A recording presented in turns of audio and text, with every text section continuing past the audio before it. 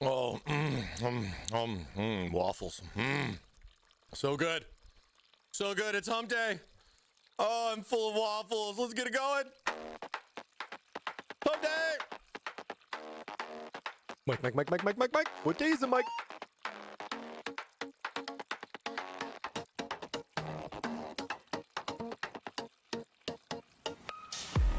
Sand on the metal feet, mirage and chrome heat.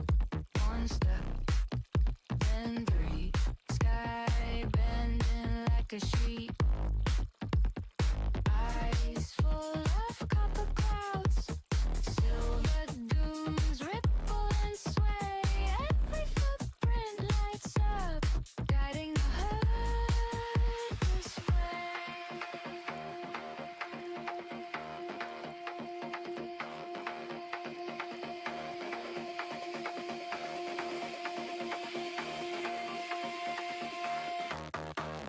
Hump day, we rise together, quick way up. It feels like forever, but we move step in step all the way.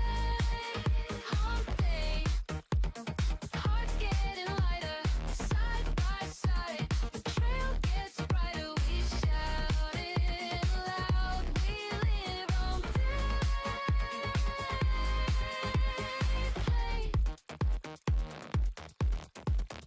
Next, sway in neon dust, slow dance, share trust.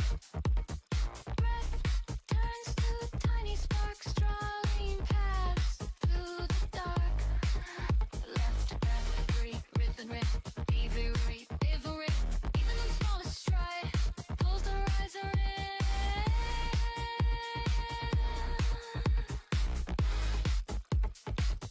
Waffles for all.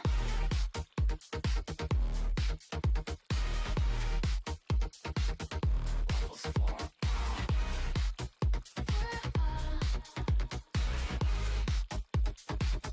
Waffles for all.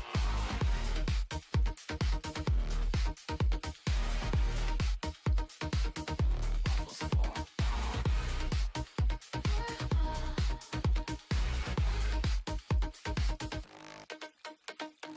Sweet steam, soft light, morning in the desert night.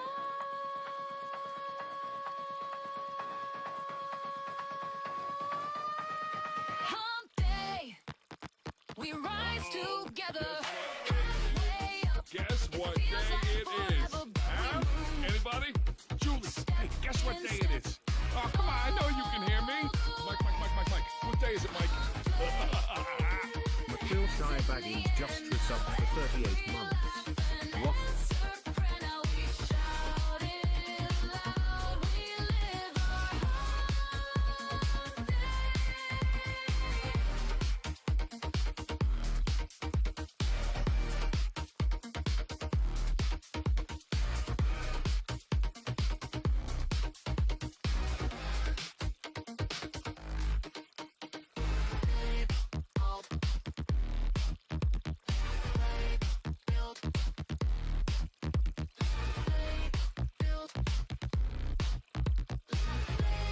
Drifting away.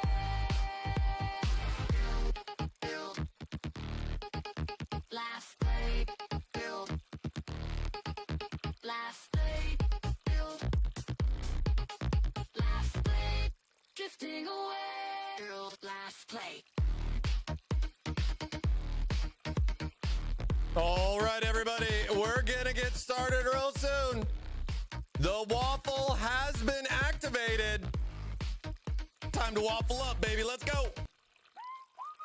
You know what time it is. Let's get in on it. Exclamation mark waffle for your chance to win. We got a good one coming up. It's hump day, baby. Let's go.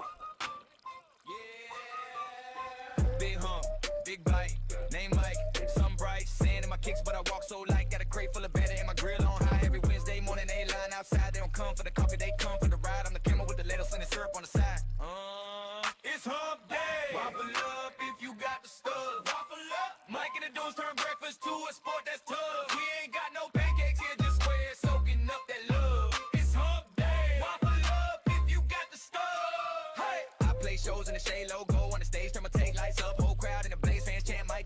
time that I raise under the gold waffle to the sky like praise. Got crumbs in my beer, syrup drip on my chain. Got a lot of cool camels trying to get in my lane. I just laugh, flip, better let them taste the flame. If you roll with the herd, better know the name. Mike, it's hump day. Waffle up if you got the stuff. Waffle up. Mike and the dudes turn breakfast to a sport that's tough. We ain't got no pancakes here, just squares soaking up that love. It's hump day. Waffle up if you got the stuff. Left hump, right hump, throw your hands up.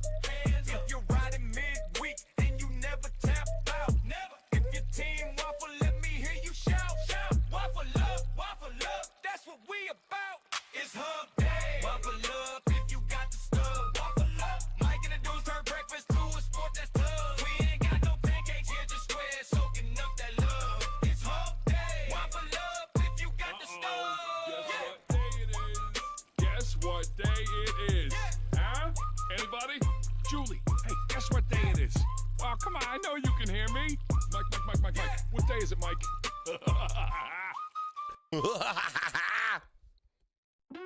Let's go.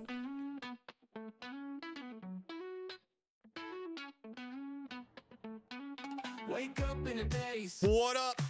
How's everybody doing? Great to see ya. Happy hump day. Happy hump day indeed. It's hump day now. Gotta get through. Don't ask me how. Oh man, it's only Wednesday. Cheers to everybody. Hope everybody's doing good. Waffle up if you got the stuff. McWilshire Baggins coming in with the tier 1 for 38 months. Guess what day it Waffle is? up, baby. Huh? Anybody? Julie, hey, guess what Oh, day it is? Sizzleman is come I know on you the can hear me. gifting streakage. What day is it, Mike? Sizzleman coming in, giving a gift. Veterans just resubbed for 1 month. Appreciate Sizzleman. Much love. Get some love there, Pig, and in need of temperance. Enjoy those free extra waffles, man. Thanks so much, dude. Appreciate it. Love seeing people give back. Let's go. Happy Wednesday. Hell yeah, hell yeah. Oh, we got a big one today. We got a big one today. Let's go. Stack so high. Waffles are waffling. Yep. All right. We good? So good. You know the deal. Oh, man. Last stream before our big trip out to Taiwan. We'll be talking about that as well as some software guidance. Definitely have owed you guys some guidance on some of our latest software updates and what we got going on. Get cubed with Thermaltake here with our new Minecube 360. We're going to be diving in deep on the TT LCD screen software today. And, hey, we're live. Happy to answer questions you guys might have.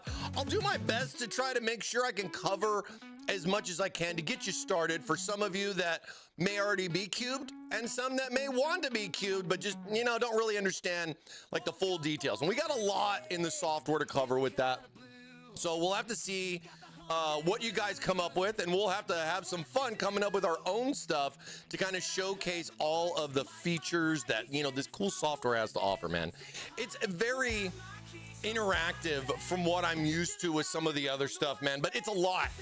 So get your thermal caps on, and we'll be diving in here on our software.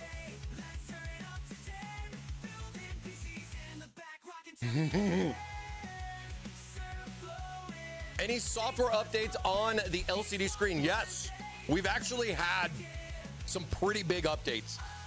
One of the reasons why I wanted to kind of talk about that, kind of the path, like what's been going on. Where are we today? What does the future bring for software with Thermaltake? So it's a lot of stuff. Oh, that TTS not come out? Or did I just Oh, I got blocked again. Why did it get blocked? It was dropped, it says. See if I can replay it. I banned Pig from TTS's. That's what happened. Move back to you. Oh my God, I'm not allowed to type anything anymore. I don't even know. Nothing has changed, man. Nothing has changed. Infliction on Choppy? Maybe because you spelled Chippy wrong.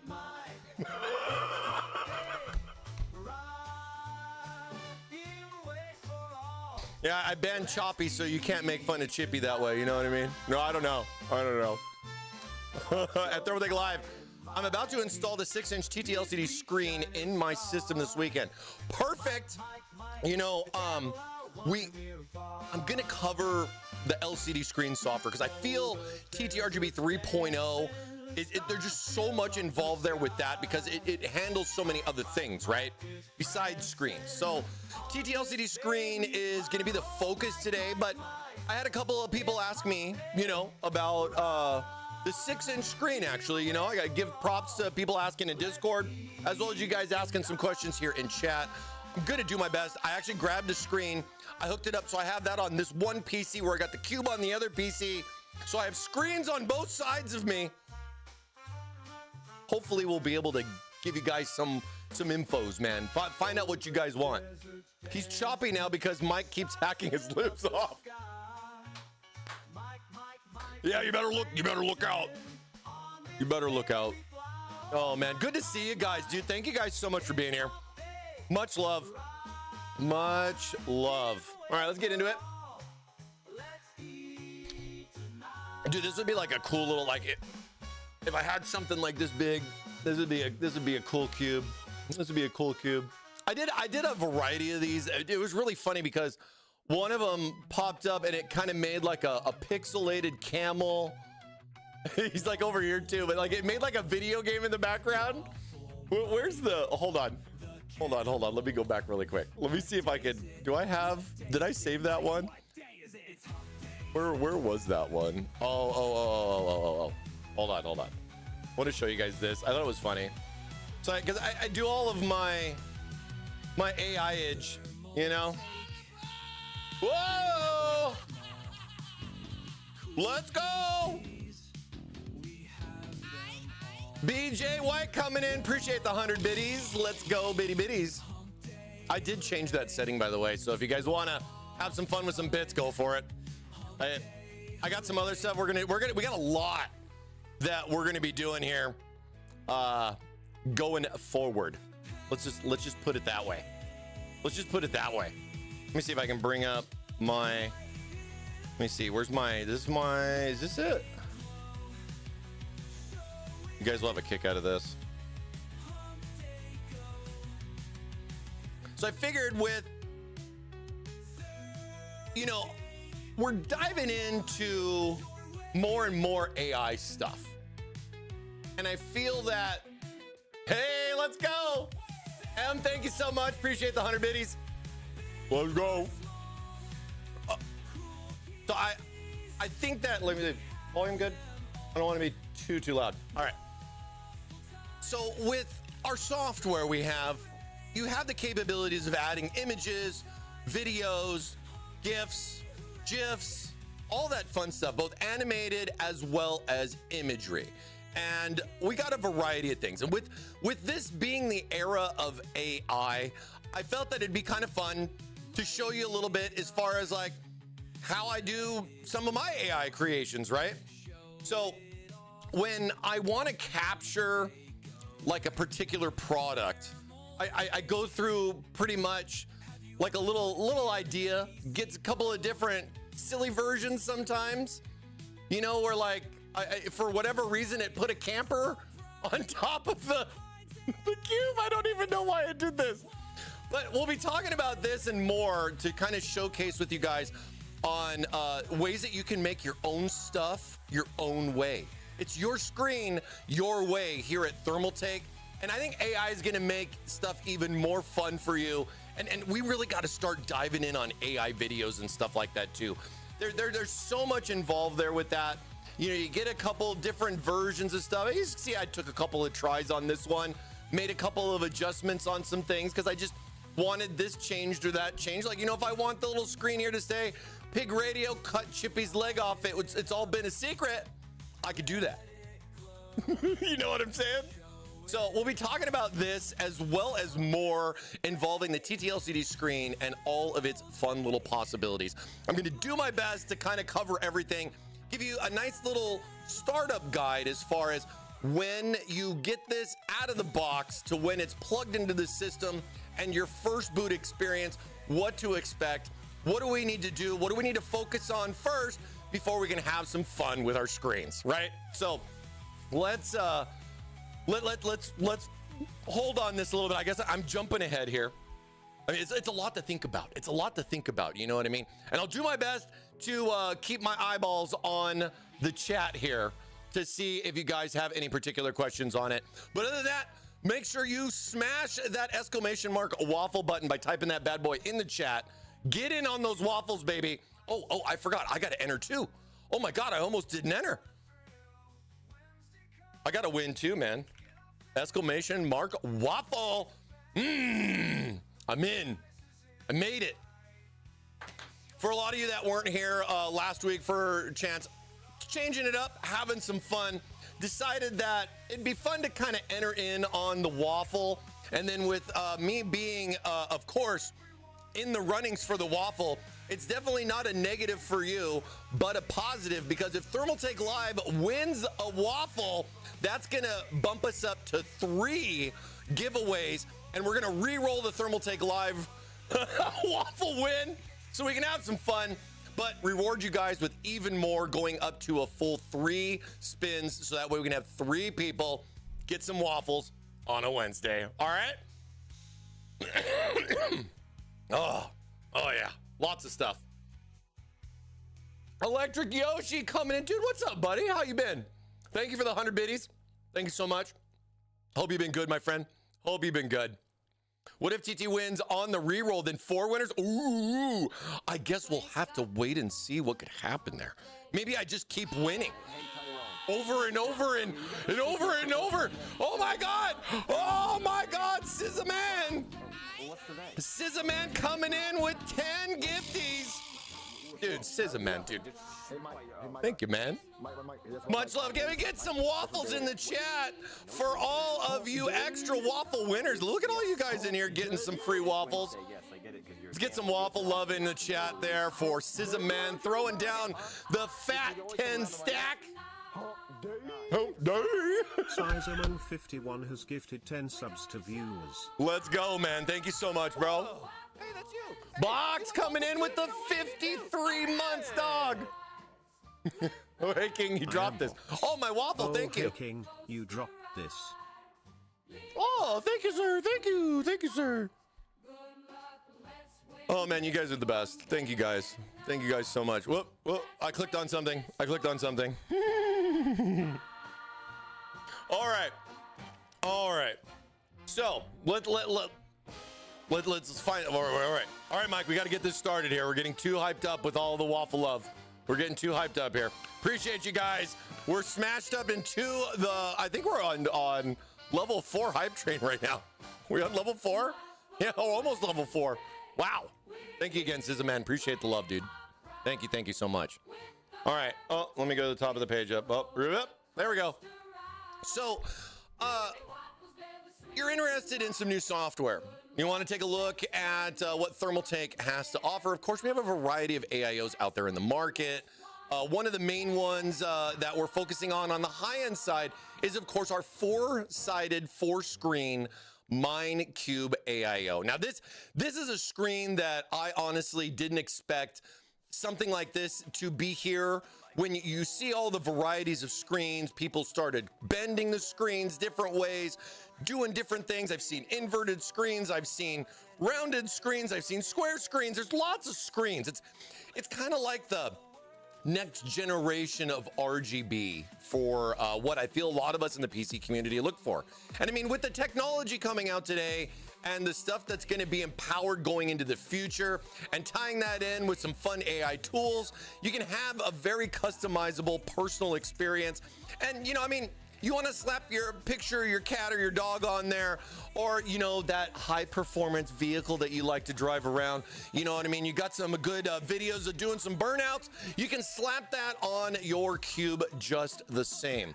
It does offer a lot of stuff, but At the same time, the learning curve on it with all the options that it has can definitely be a big cumbersome for a lot of people getting started. So my goal here today is to make it so you guys can have a better understanding of what the Cube can do for you and how you can have some fun with it and be able to customize it for your own things. You know, if it's the image, it's the real-time monitoring, and some of the other stuff all packed into our LCG or our TTLCD software.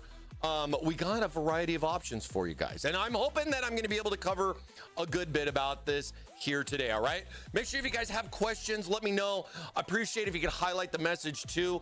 I'll definitely try to keep a good eye out on what we got going on while we sit here and wait for our waffles to cook, baby. So first and foremost, we have our Minecube 360 AIO. Now this is an ARGB sync AIO, meaning that it comes with 3 magnetic fans, hence the connection on, you can see it like right there, little magnetic connector on it, which really streamlines your cable management, allowing all 3 fans to just be connected to a single cable. Gives you a nice clean option in the back. You don't have to mess around with too many cables. We experienced a good bit of that in the Vision 330, and we talked about that there in our previous streams. Now, with the Minecube as well, you're going to have a variety of other things that are probably new to you. I think one of the biggest differences with this particular AIO, and I know you're going to kind of freak out a little bit, but there's 4 cables that come off of the Minecube itself. 2 for the pump and the fan underneath your cube, as well as the power and USB for the cube itself. So managing your connections and making sure you have everything set up correctly is definitely, of course, important. And I definitely will say that I'm favoring the fact that we've switched over to SATA or serial ATA for power. And then, you know, using that USB header because that's what we got right now. We'll get everything all set up, see how it goes, and try to give you guys like a first run experience as far as what you can experience booting up for the first time with your new AIO. All right, so the Minecube AIO, and by the way, just to throw this out there, I've been seeing some pretty big discounts on this bad boy. I've seen almost $100 off. Let me just go to Newegg really quick. I was looking at their Batman stuff, by the way, the Lego Batman. Intel's got a Lego Batman thing going on. Kind of bummed that I'm going to Computex because I want to play some Lego Batman, but you know, let's take a look. Thermaltake Minecube. Oh my God, I'm thirsty as hell. Thank you so much. Appreciate the thirsties. Oh yeah. Oh yeah.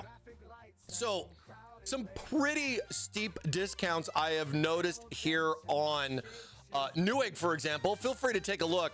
But MSRP of $399, get some deals on this. This AIO is down to $253 on Newegg right now. And you can get it. We have it in 2 different colors, both black and snow, or the white color and everything like that. But just throwing that out there just so you guys can see some savings, because we definitely know it's tough out there, and I think that's a pretty steep discount for an AIO like this with its caliber. You know what I'm saying? Thanks for the 100 biddies. Appreciate ya. I don't know if I think, was that the second one you did, Em? Oh, thank you, boss. Thank you, boss. Let's go. Of course, you can buy it directly from our website, but I wouldn't recommend that right now for the price point. You know what I'm saying? Go check out some e-tailers and get some deals if that's something that you're looking for, man. My wife has a 360 MagFlow with LCD screen and she loves it. Nice, nice, nice, nice. Yeah, I had some people asking about the 6-inch screen. I figured it would be something fun to cover because the 6-inch screen, for example, works with both softwares. So not everything works on both. There are certain limitations to specific things, but our new TT LCD screen software does offer a variety of options other than just the Minecube. And I think for people that are looking for a more streamlined software experience, the TT LCD screen software really does just kind of check the boxes for just basics, gives you what you want, the 1, 2, and 3, and you're good to go. There's really not a lot deeply involved in there, but you guys will be the judge after we go over this. So What is the Minecube? Well, the Minecube is our 360 AIO, meaning it offers a 3 by 120 millimeter fan setup, 360 AIO. And, of course, it has the normal AIO stuff that you would experience, other than the fact that you have this gigantic large cube that you're going to be attaching to the top of the pump during your installation. Now, of course, we covered a good amount of this with the Vision 330 build that we did as we were talking about, the installation and all that when we were throwing the AIO, just actually into the build. But today we're going to be focusing more on the software side of things.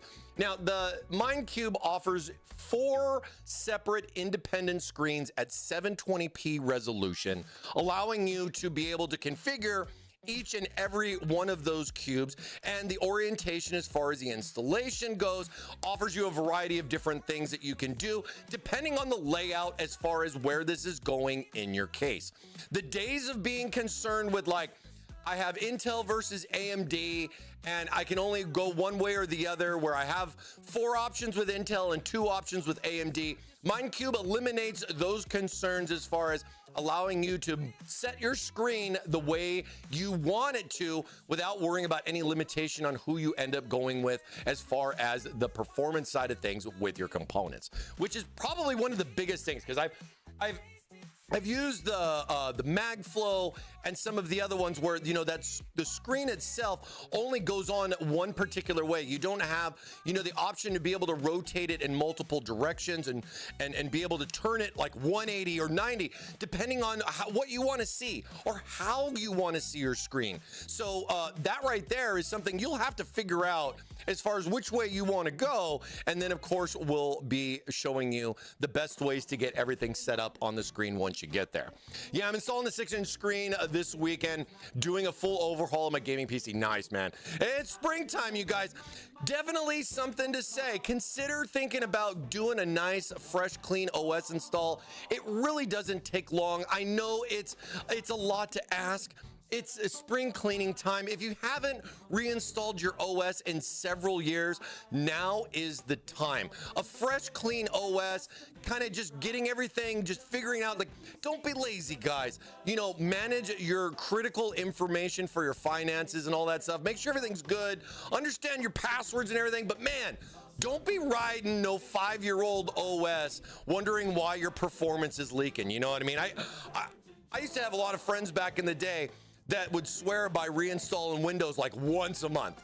And I know that there are definitely people out there still that focus a lot on the very minimalistic OS type of stuff with the 0 bloatware and getting anything and everything out of it, Copilot included. So there's a variety of us that are out there. But guys, if you haven't done an OS refresh, maybe now is the time. You know what I mean? It's always good, get a nice little, get a fresh start, you know what I mean? All the same stuff will be there. And quick downloads nowadays, man, are a lot faster. Superman has canceled his fight with Dracula because he can't go near the crypt tonight. Star 21. Mike. Thank you so much, C-Player. Quickster 21 coming in with the 17 months. Thank you, sir. Appreciate you. Every Wednesday. But yeah, you got 4 screens here, and of course, with having 4 screens, you got to have a software to support it. And this is something that we've been working on a lot in the last few months as we've been just, getting the product out there, getting the feedback from people, and then of course, enhancing and advancing a lot of new features. And of course, along the road there, when you add something or you change something, it affects other things. So there's a lot of back and forth that we have to go through internally for testing purposes. And just, we got to try to check the boxes to make sure once we add something new, how does it affect what's already there? Or if we make a change to something and you understand how it went because you did it the first time and now it's different with this new version, stuff like that can be a little confusing as new things get added. But rest assured, software's free, DLCs are free. There is definitely no in-game store or TT token here at Thermaltake, okay, you guys? And if you do want to check out more with this, you can take a look at a variety of stuff. So right here on our page for the Minecube, I mean, we give some nice little imagery here showing a lot of the screens as far as how you would set things up, how you would create your backgrounds, what options you would have for monitoring, amongst a variety of other things. And, you know, we have the options to download the software as well as the manual. So, you know, stuff like being able to kind of look at more of a text type of prompt to kind of give you a breakdown of what is what, I think is definitely important. I mean, you know, manuals are manuals for a reason, right? So with that, I mean, we have a nice little illustration. You can see we kind of break down what is what, A, B, C, D, E, blah, blah, blah, right? And kind of give you an idea of what you got going on for what you got. How much is the CPU load and memory percentage? So like if I open up the task manager right now, because we want to see if I'm cheating, right? You guys, you just want to see if I'm cheating. Let's see. So we'll go high-end CPU. So with TTRGB Plus, I'm at like 4 point something. This thing used to be like 9 or 10%. So it definitely improved up there a lot. Memory fluctuates from what I've seen, but around 150 megs. I mean, don't get confused with this Giga Chad called Google Chrome here, you know, that's piling in. But, you know, at the same time, I got other stuff running. This is, of course, the stream PC that I have. But I haven't really seen too many issues with optimization. I think that was a big one. We took some good steps on with TTRGB Plus 3.0. And then in regards to TTLCD screen, we'll talk about that later because I have that set up here on the other PC with the Vision 330. So take a look at the manual if you want just a basic understanding of what's where, how it works, and just an overall overview, right? Breaking down, you know, the different UI features that you'll get for the Minecube, understanding what a 1x unified versus a 4x satellite display means, and then of course what options that I have and what can I do with it, you know what I mean? So a lot of that stuff's covered here, and you know, with this coming in, kind of showing you the different options for changing colors, changing text, changing languages, you know, the basic stuff, right? The basic stuff. But this is definitely not, this is not enough for me. This is not enough for me. We definitely need to do more and show you guys some more. We also have some fun stuff tied in here with our AI Forge. This is integrated API that allows you to create your own OpenAI type of images directly through the software. Now, one of the nice things I like about this is just another option, another angle for your cube, because you can still use images that you've made in ChatGPT, pictures of, you know, your favorite animal that you've taken on your phone, upload it onto your PC, slap it into your screen, and have a variety of things that you can do with it. Do the screens save or cache the backgrounds in the hardware? So in the hardware with it, meaning that if I set a screen on a cube, and then I took that cube out of one PC and I put that into another PC that's a completely different OS, it's not stored directly on the actual, I mean, it's got like the default stuff that you would have, but everything is more or less tied into or saved then with the software. So it's all integrated in with the software and everything. And we'll try to dive into that a little bit more to help you answer out your questions. Try to dive in a little bit more. TT Token sounds like Cheech and Chong movie with Snoop Dogg. Well, I guess, you know, I think that's what we call like our token things or whatever. I don't know. You'll have to ask that good guy. He's got a bunch of them. Or does it rely on CPU? What were you saying? My recording studio is both Windows 7 and Windows 10. Okay, good, because yeah, the software supports 10 still, and 11, but not 7, just to be clear on that. AA and the TD software sounds interesting. Yeah, Thermaltake has AI, we're doomed. I know. But I feel that, you know, API keys, you're not downloading a Llama 3 server on to your TTRGB software, right? You're just linking this up. Of course, this does require, you know. This is TTS is for Thermaltake, not Mike. Please make more cases with disk drives. Some of us still use our drives. Thanks. Dude, I've been hearing this more and more about the physical media love. I completely understand you, 23 Blue Dude. I am 100% on board with you on that. I think stuff like us coming out with the TR200 that had an optical drive mount, you know, just built in on that case, a fun little media type PC case. I think that was a very unique change for us, something we haven't done in several years, right?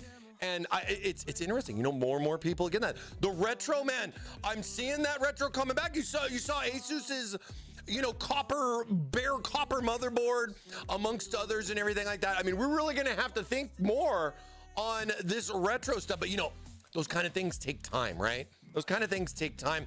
We got some retro cases coming out, so we are definitely in on what's going on, but I always want more, you know? And it's tough, man. It's definitely tough. So going back on this, so software-wise for AI Forge, if you want to learn more about like how this works and how the AI Forge tool works, we have a nice little, you know, manual kind of going over step by step on how you would set this up. It's a little bit more integrated. There is a cost involved in regards to doing it this way, where like if you use a free AI like ChatGPT or others, you know, you might get a better bang for your buck because you could do it for free. But this integration is simple, and to be fair, the costs are very cheap. We're talking pennies on the dollar with making images here and there, and you can have fun with it both ways. I mean, throw $5 in, have some fun. You know what I'm saying? It's not something where it's a subscription base.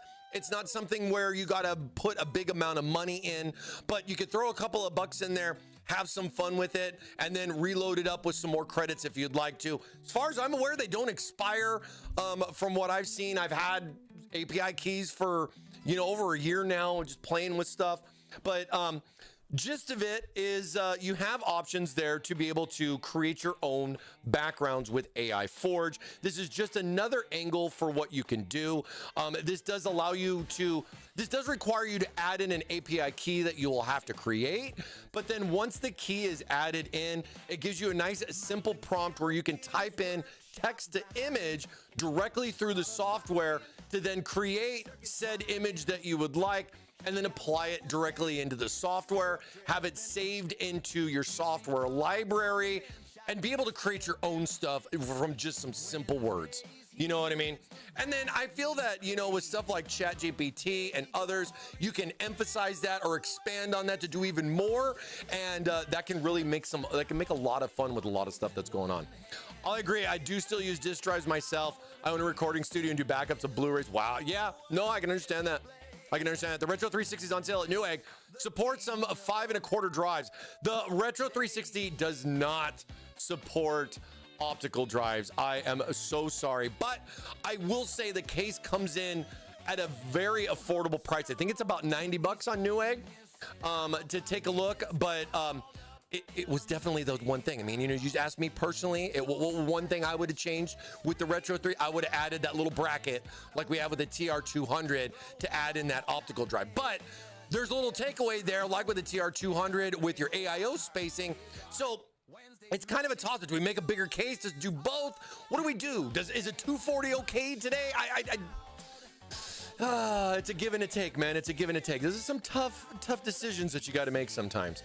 But yeah, if you're not familiar, this is platform.openai.com. This is where you go. You have to set up and create your own API key. But like I said, once you do and you add a couple of bucks in here for your balance, you can take the key and integrate it directly into the software and create your own images directly through the software. And like I said, one of the best things I like about this is we're not limiting you. We're not holding you back. We're not making you only go one way. We're just opening up even more paths to take to get a different screen a different way. You know what I'm saying? And that's where I really like where we do the options. Always been taught options when it comes to Thermaltake. You know what I mean? Oh, okay. Well, hope you're doing good, Em. Hanging in there, man. Keep that studio going, buddy. Keep that studio going. Other things that can be interesting, you know, that you can add in. So it's not just about images. I think one of the biggest things here, and one of the probably harder things to start out with is understanding, what can I do, Mike? What can the cube do for me? Is there certain things that I can create, set, move around, change the color, change the font? Like how much of this cube can be mine as far as being able to do what I want to do with it, right? So being able to integrate different scenes for backgrounds, adding in stuff like real-time monitoring, date and time. I mean, you got a variety of basic things that you can add in here, including like fun little graphs and stuff. It really does tailor every detail as far as you know, things that you'd like to cover. And you know, with this too, like as I'm going to, let me know what you guys would think that we should add more. I mean, this is just going to be free DLCs going forward. So if you guys have a fun little idea, drop it in the chat. Let me know. Let me know. I'd like to see if it's something we can already kind of do, or it's something that might be considered for some like future updates and stuff, you know? You have background options, layout options that you can move around with the mouse, which I love. Different colors, different fonts. So you can definitely change a lot and have a very dynamic background like we're talking about here. This thing right here is very interesting. So with the way we've set up and mapped out a one-piece 4-screen cube, like as you see the illustrations as far as how they're broken down here, you know, because you have 4 screens in a box of 6. And the one thing that you can't do right now is make your own versions of these. This is something that we're looking into very closely to see what options we can add for the future, but you're gonna have a couple of fun little ideas here outside the box or inside the box to be able to do it. And we hope that you guys can find the thing that's gonna fit good for you. Because I kind of feel that a lot of us, yeah, it's cool that we got some defaults. It's cool that we got some Thermaltake theme stuff, but I know you guys are going to want to do your own thing and have, you know, your fun little either animations with overlays and stuff like that, and kind of create your own thing. Maybe something some of you guys haven't really gotten into per se, you know what I mean? And then of course, you know, it's going to have the fun little SWA fans with it. One of the things I really like about this AIO is it comes with the SWA fans, allowing the blade swappage. So that way, depending on layouts and everything, I mean, to be fair with the AIO, I'm going to more or less run exhaust almost always with that, because I always like to exhaust off of my rad. But with other fans that you would want to add in so that you can match the whole thing up, those swappable blades for those intakes, especially on the bottom, like we've been talking about with the Vision 330, is it just really makes, no one needs to look at the back. You don't need to look at the back of that. And then like what we were doing with the Vision 330 with these extra cables and everything, eliminate that with the SWAFan EX, because magnets are here and magnets are the way. You know what I mean? And then here's more of like a little overlay of what the actual cube and pump. So this cube detaches from this pump housing. It's not screwed in. It's just, it pops on, pops off, pops on, pops off. But you know, you got to be careful with how you kind of take it, because the pump housing itself can also kind of pop off too. And that can be a very uncomfortable experience, but rest assured, it can pop right back on in place. You just want to mind a little bit of the cableage that you got going on there to, you know, before you put it back on, because we don't want to pinch any wires. You know what I'm saying? Can I add some GIFs of a ThermalMike scuba diving? You can. If anything, you could probably just take a picture of me going like this. Take a picture of me going like that, and then I can just put myself deep in the blue with like a giant shark trying to attack me. I have been scuba diving. I am a certified open water diver, man. Let's be real here. Let's be real here. Certified open water diver. Let's go. I miss it, man. I'd love to go. I'd love to do another dive. Always, always, always. And then there's a cool little VRM fan here on the top of this. So like I was saying, there's 4 wires off of the pump housing. So with that, you get 2 wires here, one for this little VRM fan that definitely spins some spinach. And then, of course, the other one for the pump. Those will be 2 PWM cables required. Always recommend that if your pump or your motherboard has a dedicated AIO pump header, to plug that in for the pump itself versus the VRM fan or some of the other things. I mean, it more or less doesn't matter, but you do you. It's your PWM header, your way. You know what I mean? But there are some extra stuff there with that. And yeah, cleaning fans are now fun and easy, or now easy and fun. Fun and easy, or easy and fun? Either way. And then, of course, with this, it is exclusive for the TT LCD software. The TT RGB 3.0 software does not support Minecube, but the 3.0 software supports a variety of other things. The TT LCD software supports multiple things, not just Minecube, including our new 6-inch screen. And if you can understand too, we've got some new stuff coming. I know you guys saw some of the other screens like the ST360 and others from CES. So expect to see some fun little add-ins, new features, and other specific features for those new AIOs to come that will be added in later as we go forward. I think actually the updated software is already starting to add that stuff in too. And we'll take a look at that. We'll definitely take a look at that as well. I think I might come over here. Now for all of us in the US that, or for all of us that visit thermaltakeusa.com, we keep up with the software fairly recently. I mean, we've had, you know, where you'll see a newer version on our global site, which would be thermaltake.com. But, and add camel, dude, I got some camel gifts I want to show you. You're going to like them. If newer versions can show up on thermaltake.com versus thermaltakeusa.com, we might be a little bit behind as far as getting it added in on our own website, because they're definitely separate, you know what I mean, as far as Thermaltake versus thermaltakeusa.com. So if you're curious if there's a new version, take a look at thermaltake.com. You can download it directly from there. I mean, it's just real simple. I just come in here, Thermaltake downloads, and then this right here would be the global site. It runs a little bit slower here all the way over on the US, but as you can see for TTRGB Plus, we're at 307, which is the latest on our global site, which is basically the same as what we have currently here on our USA site. Now, if you go do an update and maybe something's weird or something necessarily doesn't work, always keep like a backup, or you can definitely come back and take a look and download previous versions of the software. Like, for example, I'm on 306 right now here on the stream. I haven't updated to 307 just yet. But as you can see, 307 is going to be adding in the LB360 Ultra, which is one of our newest AIOs that we just recently got in, and also adding support for the upcoming ST360 Ultra, which is going to be that new one with the big ass screen. I'm so excited to play around with that one, man. But yeah, 307 is the latest, 306. And then, I mean, I don't necessarily know if you'd want to go back to version 2, but we kept the latest version as legacy for the old version TTRGB Plus 2.0. So that is there. And then, of course, with our TTLCD screen that we're going to be talking about today, we have basically the latest version and the second version right here. If you want to take a look, because we made a big jump. We went from 116 to 128.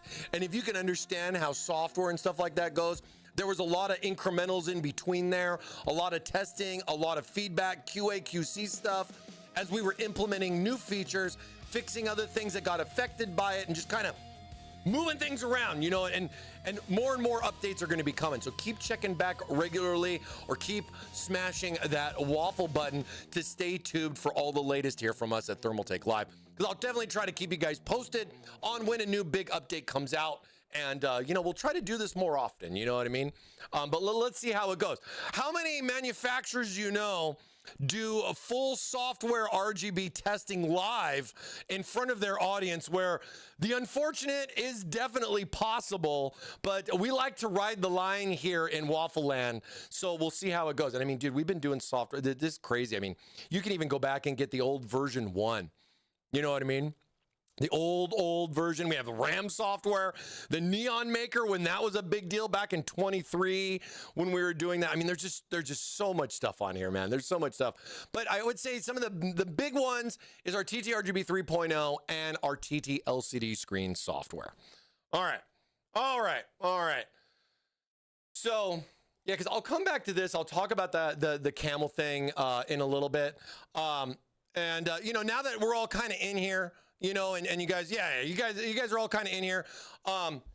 Little update for you guys here for the stream scheduling and everything. We're going to be offline for the next 2 weeks, the next 2 Wednesdays. I am so sorry. We're going to be traveling to Taiwan for a Computex 2026 with Thermaltake. We have a huge booth. Lots of things from racing to gaming and more. There's so much stuff that we have packed into this gigantic booth.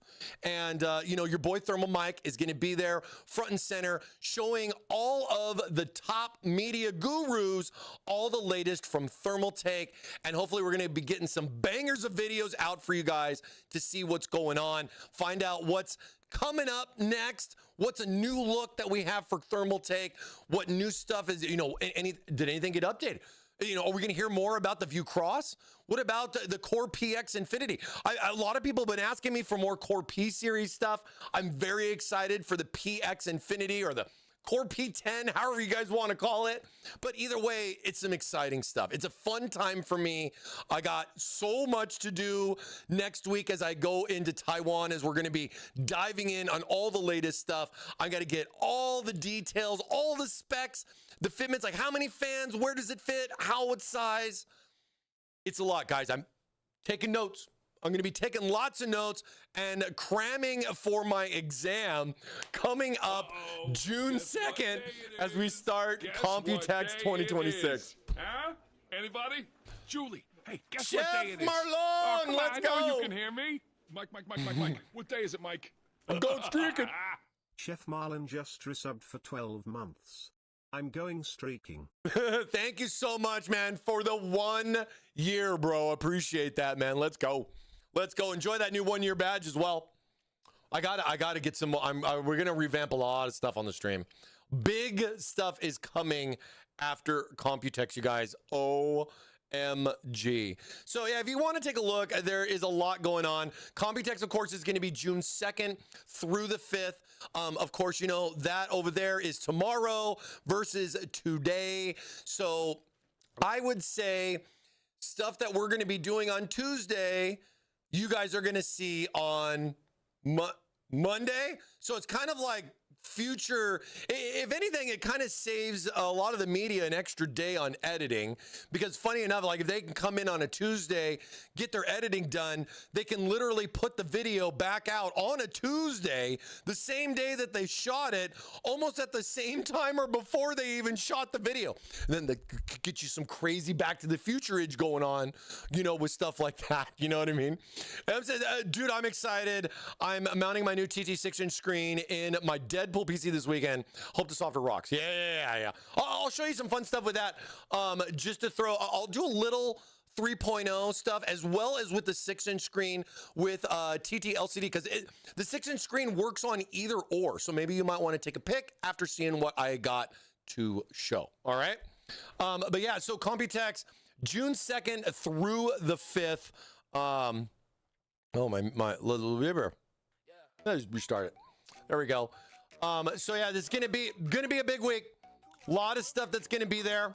I got a fun little, let me see, what do I got? I got a fun little map here to kind of show you guys. So there's a variety of floors, if you can understand, at this giant convention center called Taipei Nangang. This is one of the biggest places where you're gonna see some of the biggest boys in tech come and just, come on, PDF, whatever. The biggest tech stuff that you'll see. Of course, us here at Thermaltake, I don't know how we do it. But dude, we get one of the best seats in the house. Last year, we were right here on entrance M. Well, I can blow this up a little more. This is like the main entrances here for the convention once you come up this gigantic escalator over here, right? And it's just, you know, packed with tech people.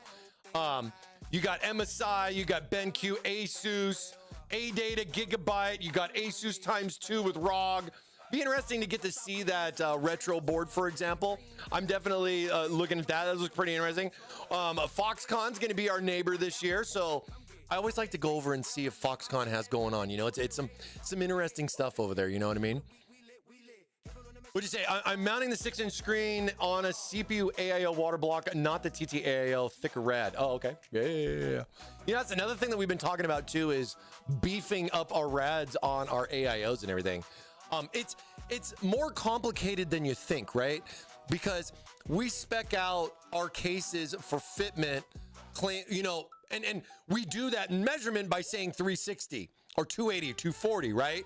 We don't normally give like a direct measurement of thickness. I mean, for clearance, we cover that in the manual as far as if it's 65 mil or 70 mil, as far as what you can get. And that's a big one that a lot of people are asking about with like the Tower 600.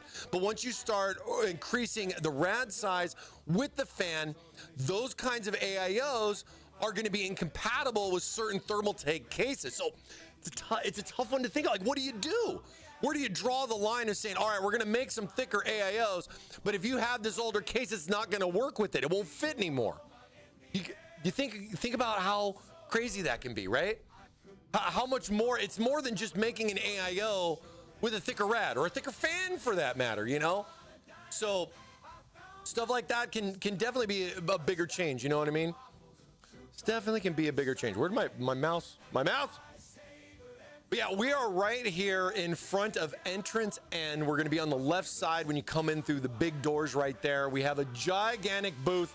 I mean, it's big. It's big. And we're going to have a lot of stuff right here to be able to display. You can also kind of take a look at some of the other stuff that's going to be around. I mean, you got HKC, which power company we definitely work with. Zotac. I mean, there's a lot of cool peeps that are going to be here. And this is just one floor. You know what I'm saying? This is only one floor. Like, I want to go see what Acer's got going on. You know what I mean? Just as much as Asus or MSI. Is MSI going to have some more AI monitors at Computex? What new AI stuff is MSI going to have, right? Like, they had some really interesting stuff at CES. We'll have to see what they do here for Computex. You know what I mean? We don't have a new GPU. We don't necessarily have a new chipset. That stuff's in the works. I know they've talked about 60 series, but we ain't going to see that at Computex. We ain't going to see that kind of stuff at Computex, but we could see some other fun things from some others there. And it's always a surprise. And I think that's one of the things a lot of us look forward to with these big events like CES and Computex that go on once a year, as far as giving us, the tech manufacturers, our chance to showcase to you what's to come, what's here today, what changes we're making. You know what I mean? So it's a big one, man. It is definitely a big one. And I am going to be stuck right here all week. It's going to be a lot of fun. Moving around and this and this and that and this and that and this and that. But yeah, if you guys want to take a look, I mean, you can go to the website, just Google Computex, type A. I think if you go to Computex map, you go to right here to the floor map. If you click on the floor map, we're here on the 4th floor. On the 1st floor, they have some other stuff too. Like down over here, you're gonna see some MSI down here as well.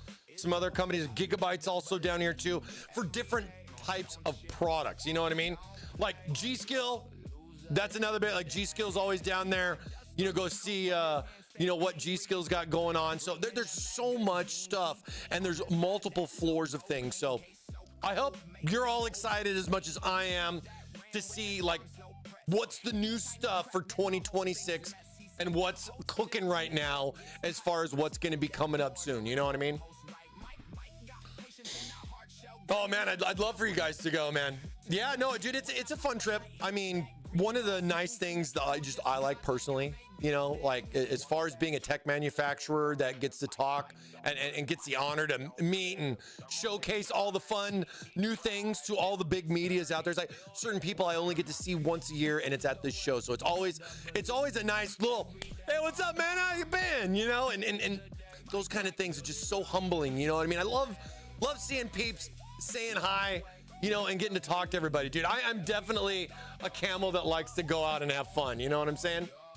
A lot of stuff. Okay, so let's start with, because before I go into that, we'll talk about the screen later. I'm just trying to think my brain. We got like 30 minutes on the waffle, okay? We got like 30 minutes left on the waffle, so let's get into it. This would be cool. I was thinking about this, like, how they had the thing in New York where they have the billboards and everything. This reminded me of like that billboard thing that they put up on and then they had like the 3D where it looks like the cat like who's coming out of the building and stuff. Dude, like I want holographic AI animated images. When? You know what I mean? Like, give me some cool stuff that's gonna Captain EO into my face on my AIO. Who knows, dude? Who knows what could happen? Who knows what could happen? You know what I mean? All right, let's switch gears here. Let's switch gears here a little bit.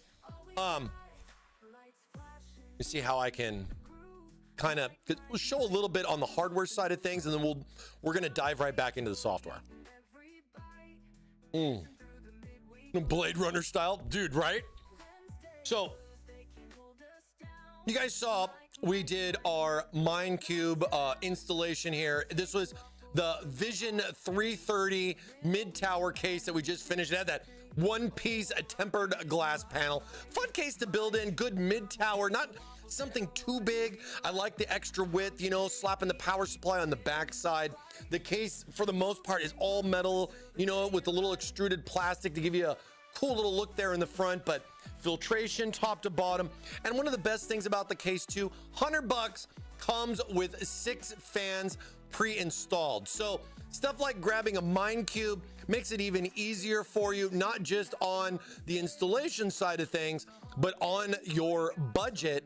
And as you can see, I've pretty much just installed the Minecube in there, and I'm good to go with this case because it comes with those 6 fans pre-installed. You get intake on the bottom, intake on the side, exhaust out the back, and then of course we have our fans in an exhaust orientation. Let's go, fans only fans in here on the top. And of course this is all ARGB, so then this plugs into my 5-volt ARGB header off of my motherboard, and then my motherboard software controls that lighting there for the fans. That is not something that's controlled through the TT LCD screen software. That software only controls screens, hence its name, TT LCD screen. There's no fans here in this particular software, but then it kind of makes me wonder, it's like, we should rename TTRGB Plus 3.0 to like OnlyFans 3.0. You know what I'm saying? You know what I'm saying? But then again, it's not OnlyFans either. And I think that's where some people can get a little confused on, like, well, you have this and you have that. What do I do? Which one's better? Why do I need it? Why do I need it? So really trying to kind of like get some stuff started on this. We definitely need to do a dedicated episode on TT RGB Plus 3.0, but that involves a lot more, including controller fans and other things too. And we'll find a good time and place to be able to do that. Granted, we got Computex coming up, like I was just saying. We're going to be offline for a couple of weeks, and then we'll be back to showcase all the highlights from Taiwan on our trip. I'm trying to think if I'm going to do some like IRL photos and stuff to share with you guys, or maybe some videos and stuff. You'll just have to stay tuned to see what's going on. We'll see how everything goes, but yeah, we'll be off for a couple of weeks there, so I do apologize about that. And you know, if I missed it, Mershader coming in with a 35 stream streak 7 minutes ago. Much love. I appreciate you, and I'm sorry if I missed that. I was diving in on my cube, man. 35 streams is huge, bro. I really appreciate that. One of my favorite alerts to see on the stream. Same with Kay Coolingham coming in with a 30 stream. That's 30 weeks, you guys. It's not, you know, these guys stream every day, or these guys stream 4 days a week, man. You guys are dedicated, coming back each and every week. There's 52 weeks in a year, you guys. This is some crazy dedication. I love you guys. You guys are the best. You guys are the best. Man, you're the best.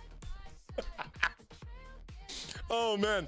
What about the LCD fans? Ooh. Well, they're not here yet. Are we going to see something at Computex? Maybe. Maybe. I think there's going to be definitely some fun stuff. I can't tell you. It's the hardest part of my job. Hardest part of my job is not telling you early. You're just gonna have to wait and see, man. You're just gonna, but the change is coming. We got updates, new things, more things. You're just gonna have to stay tuned, man, for our coverage of Computex 2026. But hey, rest assured, we'll talk about all that once we get back into the US. We'll grab, you know, a Paul's Hardware, a Gamer's Nexus video, whoever might be coming by the booth and, you know, showcase and talk about, you know, hey, what's our plans? What's going on? You know, you may or may not be able to get every video and cover everything. So I'll try to wrap that all up into a fun little waffle package here for you guys once we're back. Okay. All right. So Minecube, 360 AIO, normal mounting. One of the things that I really like about this that we were talking about when we were installing it is that the cube is separate from the pump. So that bad boy doesn't, you know, it's not pre-installed. Good coming in with a tier 2 for 55 months. G003 just resubbed for 55 months. Dude. My time of the month. My time of the month. Let's go. Thank you so much for the 55 tier 2, bro. Much love, man. 200 fans for the win.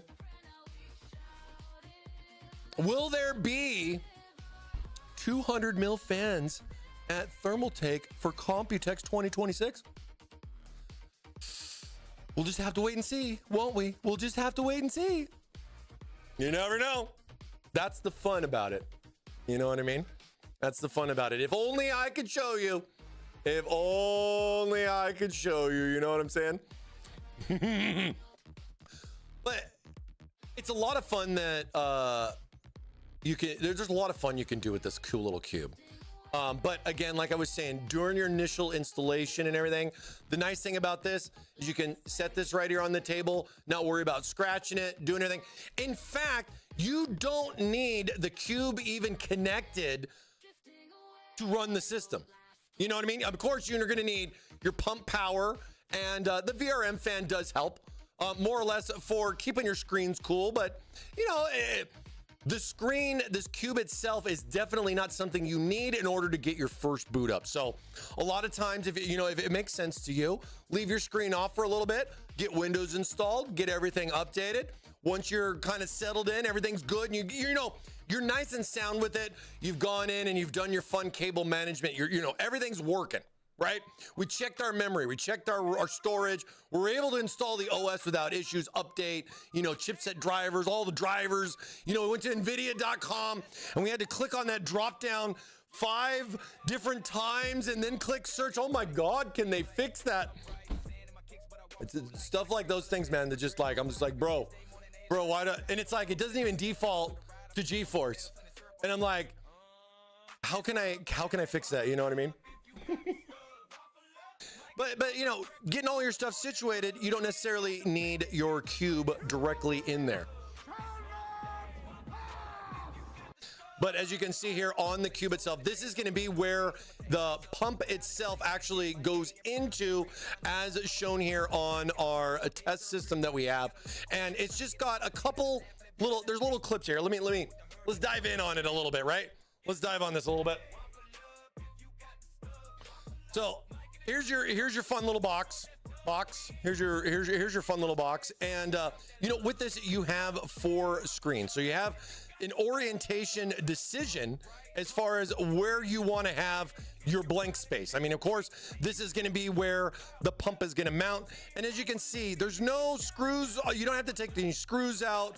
There's no weird clips. There's really no tabs that more or less will break. But you do have these little clips on both sides here. There's 4 clips in total. And then this thing just more or less pops on to the actual pump housing. And of course, it can be removed off. I recommend kind of just popping it, like kind of just tilting it on one side to take it off. You don't want to squeeze too hard on the screens itself. Like you don't want to, push in on your screen too much. So I usually recommend to grab it more or less from the frame, or just kind of almost like palm grip it versus like finger grip it like this, and then just kind of wiggle it off to pop it off, right? So stuff like that. But this is the mounting for it. And as you can see right here are the 2 cables that are required for the cube itself. SATA for the power, and then a nice little extension cable for the USB. So it's nothing you have to bring in from the backside of your case to then like just to have an input that plugs in on the side, making it look ugly. This gives you a nice little way to route this around through the back and give a nice clean look. I think we demonstrate that pretty well here with this. I mean, like with this one right here, for example, right? I have this one on, you know, it's here, it's in the system, you know, it's connected up to it. One way that I can recommend is, you know, and of course, turn this thing off, but, you know, wiggling the cube back and forth like this to be able to just kind of pop it back off. Don't try to just pull it straight out, but if you can kind of just get one side to click, click, and then be able to pull that off. I use my other hand to brace against the pump housing on the back to try to keep that in there. I mean, you want to be careful of some fan blades that are spinning. So like, again, like I said, make sure you turn that stuff off and everything like that. He's going, and yeah, I hope Jacob would fix that. I gotta have a word with him on that one, because I've been seeing that for a long time. You know what I mean? But I can get my driver either way. It's not a big deal. Granted, I just usually update a lot of times with the NVIDIA app there too, because I'm lazy. Because I'm just lazy, and it works pretty good. It works pretty good.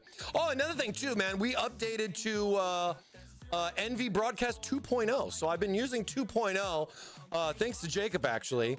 So shout outs to him on that, because I updated and it's working great. So I updated OBS, updated the broadcast to 2.0, finally getting that work, as you saw there with the, you know, ball back over here. You know, so it's working pretty good. I can't value that software enough, saving me from having a green screen behind me, especially with what I like to do here for our weekly shows. You know, I mean, it helps a lot, man. It helps a lot. You know what I mean? Yeah, so mounting your pump and everything, getting it hooked up, you'll have your PWM for both the pump as well as the VRM fan underneath the cube, and then those two additional cables that you'll hook up. Now, the AIO is gonna come with a Y adapter USB header that will require one dedicated USB 2.0 header off of your motherboard, and that's how it connects to USB, so Windows sees your screens, right? So make sure you guys have everything connected up. If you have any weird experiences, definitely double check the connections. Another thing too is that you can easily disconnect and reconnect the USB on the cube itself while the system is on. Just be careful with it, or as I always like to recommend, do a proper shutdown, not a restart, but a shutdown, and then turn the system back on. This more or less power cycles your USB inputs, because resetting is gonna just keep it rolling. Your USB power is still gonna be juicing in a reboot, but if you do a shutdown and then turn the system back on, you are resetting that USB connection. And I think that's one of the biggest challenges when people are troubleshooting or having some issues and they just reboot the system and they're stuck in the same boat. Try shutting down and then turning it back on. I trust me, it's the USB. You just have to understand the USB and how it works. And then you got to understand Windows and how Windows deals with USB. Because dude, stuff freaking changes, man. Stuff freaking changes. Okay, let me reposition myself. There we go.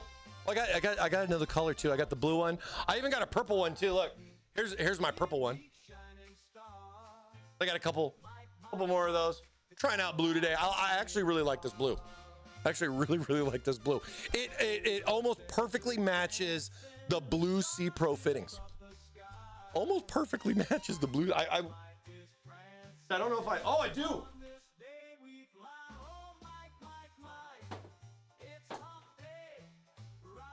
Look at this.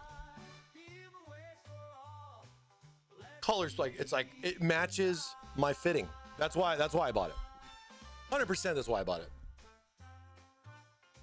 Okay. So, I only got one shot at this because there is a firmware update that's required. So I'm going to talk a good bit about the software as far as like little breakdown, you know, what's what, and then we're going to jump into the firmware update. Okay. Let me see. I think I have the software. Okay. Software is closed. Oh, wait, we better exit Steam. We're not playing games today, even though I'd love to get into some more Crimson Desert Edge. You know what I'm saying? But remember, I have the motherboard software installed. That's how I'm controlling all the lighting and everything through the motherboard software. This being a Project Zero board, I'm using MSI's MSI Center, and everything's working great. I'm not having problems with conflicts, between like the two different softwares and stuff, right? But let's see. Well, let's see how this is gonna. Let's just We got the software installed. See, is it gonna? No, it's not giving me the pop-up. Here. Let's do a quick little shutdown. We'll turn it back on. I want you to see. We got time. Plenty of time. Oh, get in on those waffles, guys. Exclamation mark waffle in the chat. We got about 18 minutes left to waffle. Make sure you guys get in on it. Could be a good one. The last waffle of May for 2026, man. All right, so we're just doing a shutdown. You can see right here, kind of shutting down. Screen will default. And one of the things that's really important too is that when you get your Minecube booted up for the first time, you may see some very interesting orientation. And a lot of that is like with this one, the TT logo's up here on the top and it's wrapping up and around and down across the top because of the way I plugged it into the case. So, I mean, I could have flipped this around the other way and had it come down and around this way versus up over the top, depending on which way I wanted to put my cube in, right? So you have your blank spot or your bottom piece or side build. I guess it's not a side piece, but you know what I mean. That you could have this, you know, I like to put that down towards the bottom because I'm not really seeing stuff on the screen, but you could also rotate this a different way, having the blank spot on the back there, and then that gives you a screen on the bottom, and then you still get the screens on every direction. Basically, the two areas that you're more or less not gonna have a direct sight or line of sight for the screen is either gonna be right here on the bottom or here in the back. So you got couple of options there, I would say, is your common, but you can do whatever you want. It's your cube, your way after all, right? Let's see, is first initial boot ups, standard RGB. You get a nice little animation that's gonna pop up on there. Gives you basically the first signs of life with your cube. You can kind of see a little bit of the graphic here. It is kind of going across the top. Kind of hard to see, but I think you guys get the idea. And that orientation is then set up that way. And you're like, oh, well, that's not what I want. We got to fix that. So we're going to show you best practices and or what to do. It's important. So there's my RGB kicking in. You're going to see that, you know, my lights change to the color that we set from when we built the system. And then my TT LCD screen is more or less kind of just in a little default scenario because we haven't done anything, right? We just got the system set up. Everything's new. We just got our software installed. Let's dive in. So let's dive on in here. So I didn't set the software specifically to load up on startup, but you do have that feature. And of course it minimizes, boots up and everything. But right now I don't have it set to auto start. Okay. I'll show you where that setting is too. No problem. So we'll go ahead. We'll double click on our TT LCD screen software. Now with our TT LCD screen software, it's going to pop up and I'm going to get a basic overview of, you know, what's going on. CPU, GPU, right there you saw 1, 2, 3, 4. That's all 4 of my screens connecting into the software.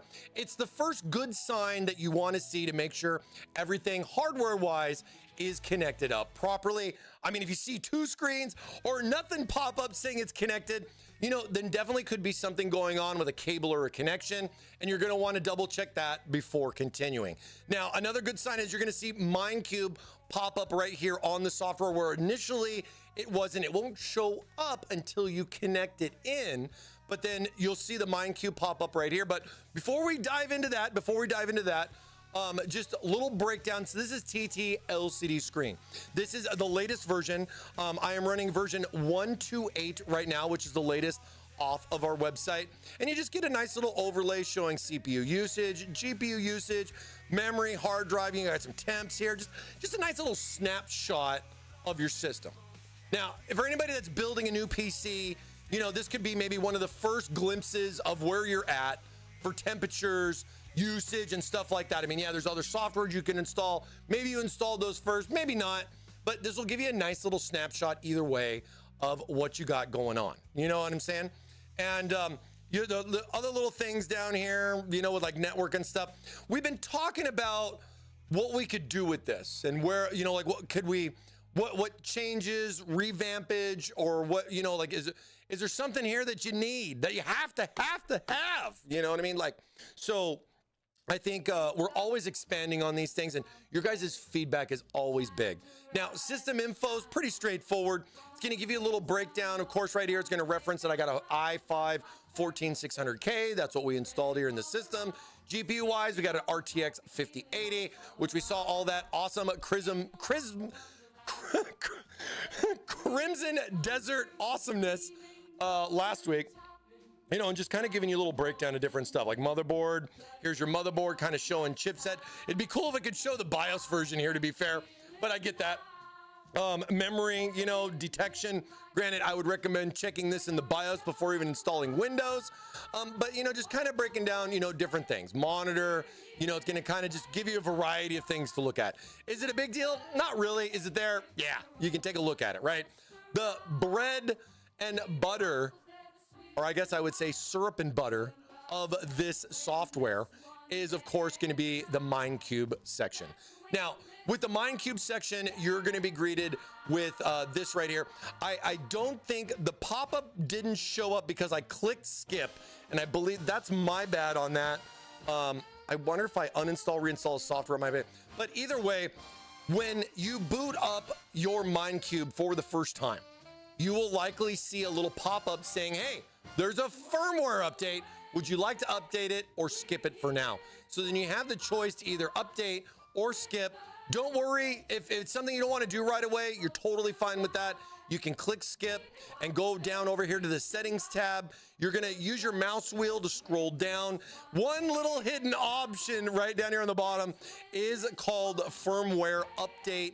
When you click on the firmware update little button right there, it says update, you know, this is going to pop up and show you all 4 of your screens. And you can see right here, I am on version 106 on my screen for my firmware, and there is a new update called 1010. So we're going to be updating the firmware on the screen so that I can showcase and show you how that all works, because it can be a lot for people and like wondering like, well, do I do 1 first? Can I do 4? Well, how do I do it? What is it? What do I do? You know what I mean? And it's pretty straightforward. It's pretty straightforward. So we'll get into that. Let me, because there is a visual on the screen too that I want to show you. So let me set this up. If I missed any questions, guys, you got to tell me. I am sorry. I will do my best. I am by myself. I am solo in this one. As always, let's see if I can add this in here. My little GoPro. Oh, that's the waffle. Let's move the waffle. Okay. This might be a little difficult to show, but I will do my best. Let's move this bad boy over right there. All right, so as you can see on the screen over there, I have the little clouds. You know, here's my 4 screens. It's in its standard animation right now, just sitting here on the preset. Now, this particular preset is our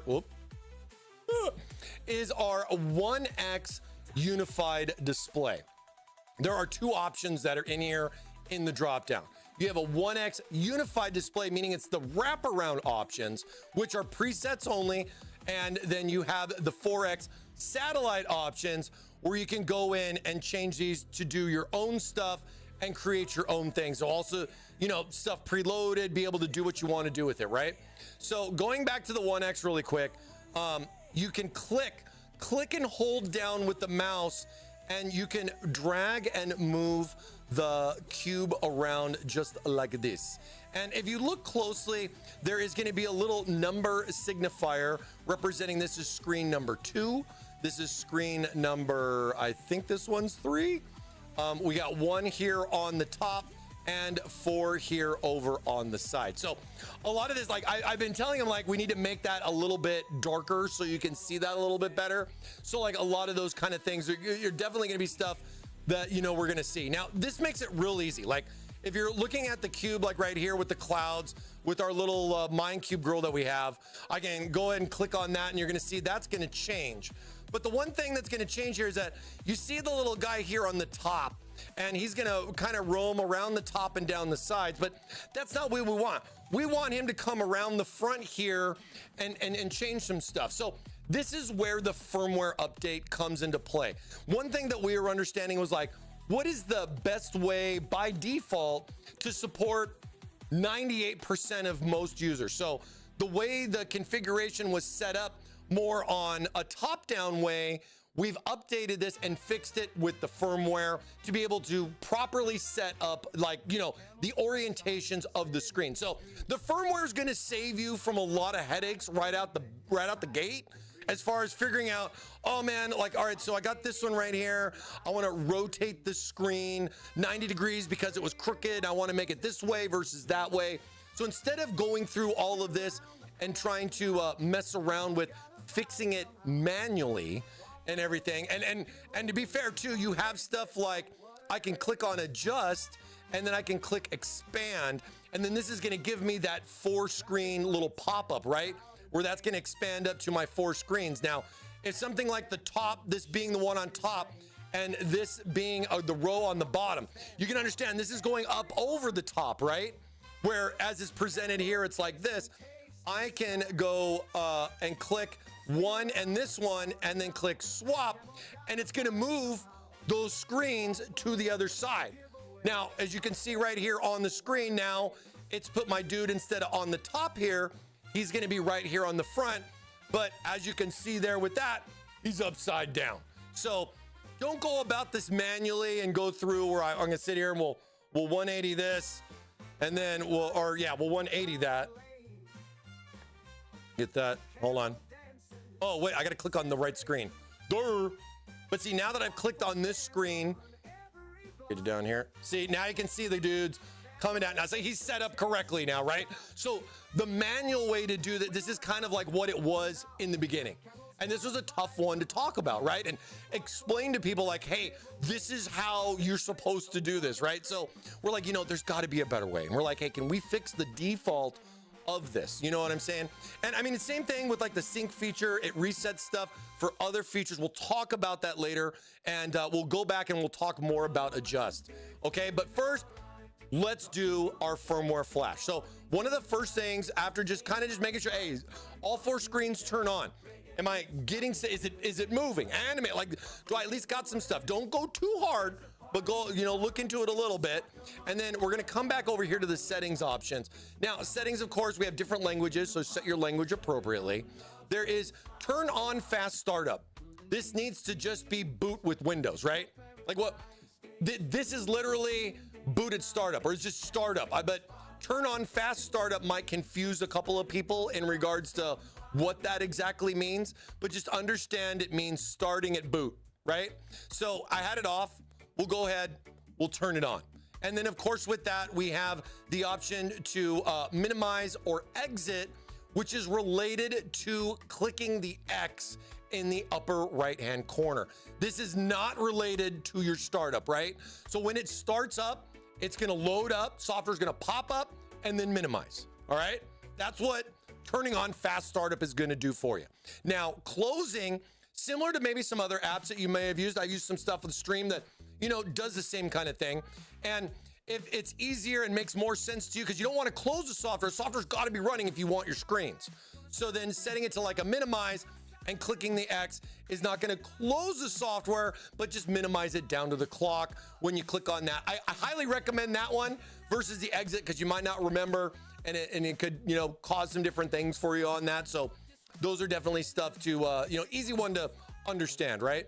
Now, log files, if you have an issue with it, maybe you're working with our customer service, there's a particular issue that you're gonna come up, like, oh man, I'm having these problems, and you know, the screen's not doing this or it's not doing that. Our customer service department might come out and be like, hey, can you shoot me a log file so we can take a deeper look into it? So clicking the export button is gonna pop up a particular, is gonna pop up your file as far as where you wanna save it to. You know, I'll just click on the desktop. It's gonna give a listing here with the date and the time. I'm gonna click save, and then it's gonna generate that particular file. It's gonna be a zip file located like right here, And then this zip file is what you will then send to our support team to find out what's actually causing the issue, because you'll be surprised.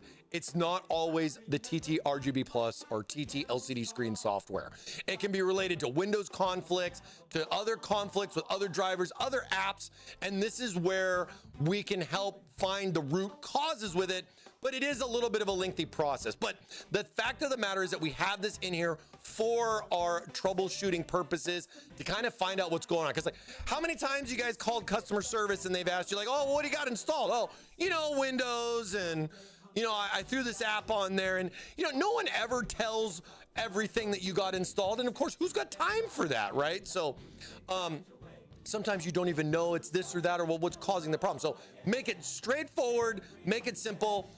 Export your log file, send it to our support team. We can definitely take a look. Now, this is not something like I don't sit here after stream and start looking through people's log files. Go, oh, right there. That's what you did it wrong. You know, I mean, let's see. Let's play with it real quick. Let's extract it. What do we actually give you? What do we actually get here? So this is just going to be like a text file. This is going to pop up. It's going to show a lot of like API initializations. It's going to give you like, oh, if you know, certain things will work or not work. It's gonna give some flags here. A lot of this is programming stuff, if you can understand, but either way, this is something that can help our customer service, help you find the root cause of the issues, and it's a real simple, easy export function, okay? I'm having a problem. Chippy lost Jin's leg. oh, he did he? Oh, he did. You must construct additional pylons. Now, stuff like configuring your API model key, this is related to our AI Forge. Now, if you want to explore the AI Forge, this will be where you will click to then add in your API key, depending on which way you want to go. Like if you're doing like a DALL-E E3 through OpenAI for API keys, you can apply your secret key right here and then be able to implement that in to be able to utilize that to create your own images directly in through the software. Now, coming down here too, we got current version. It's important to know. Are you up to date? I'm running version 128. If you don't know you're up to date, or you're curious if you want to know if there's a newer version, click the website button. This will more or less pop up Thermaltake.com, not ThermaltakeUSA.com.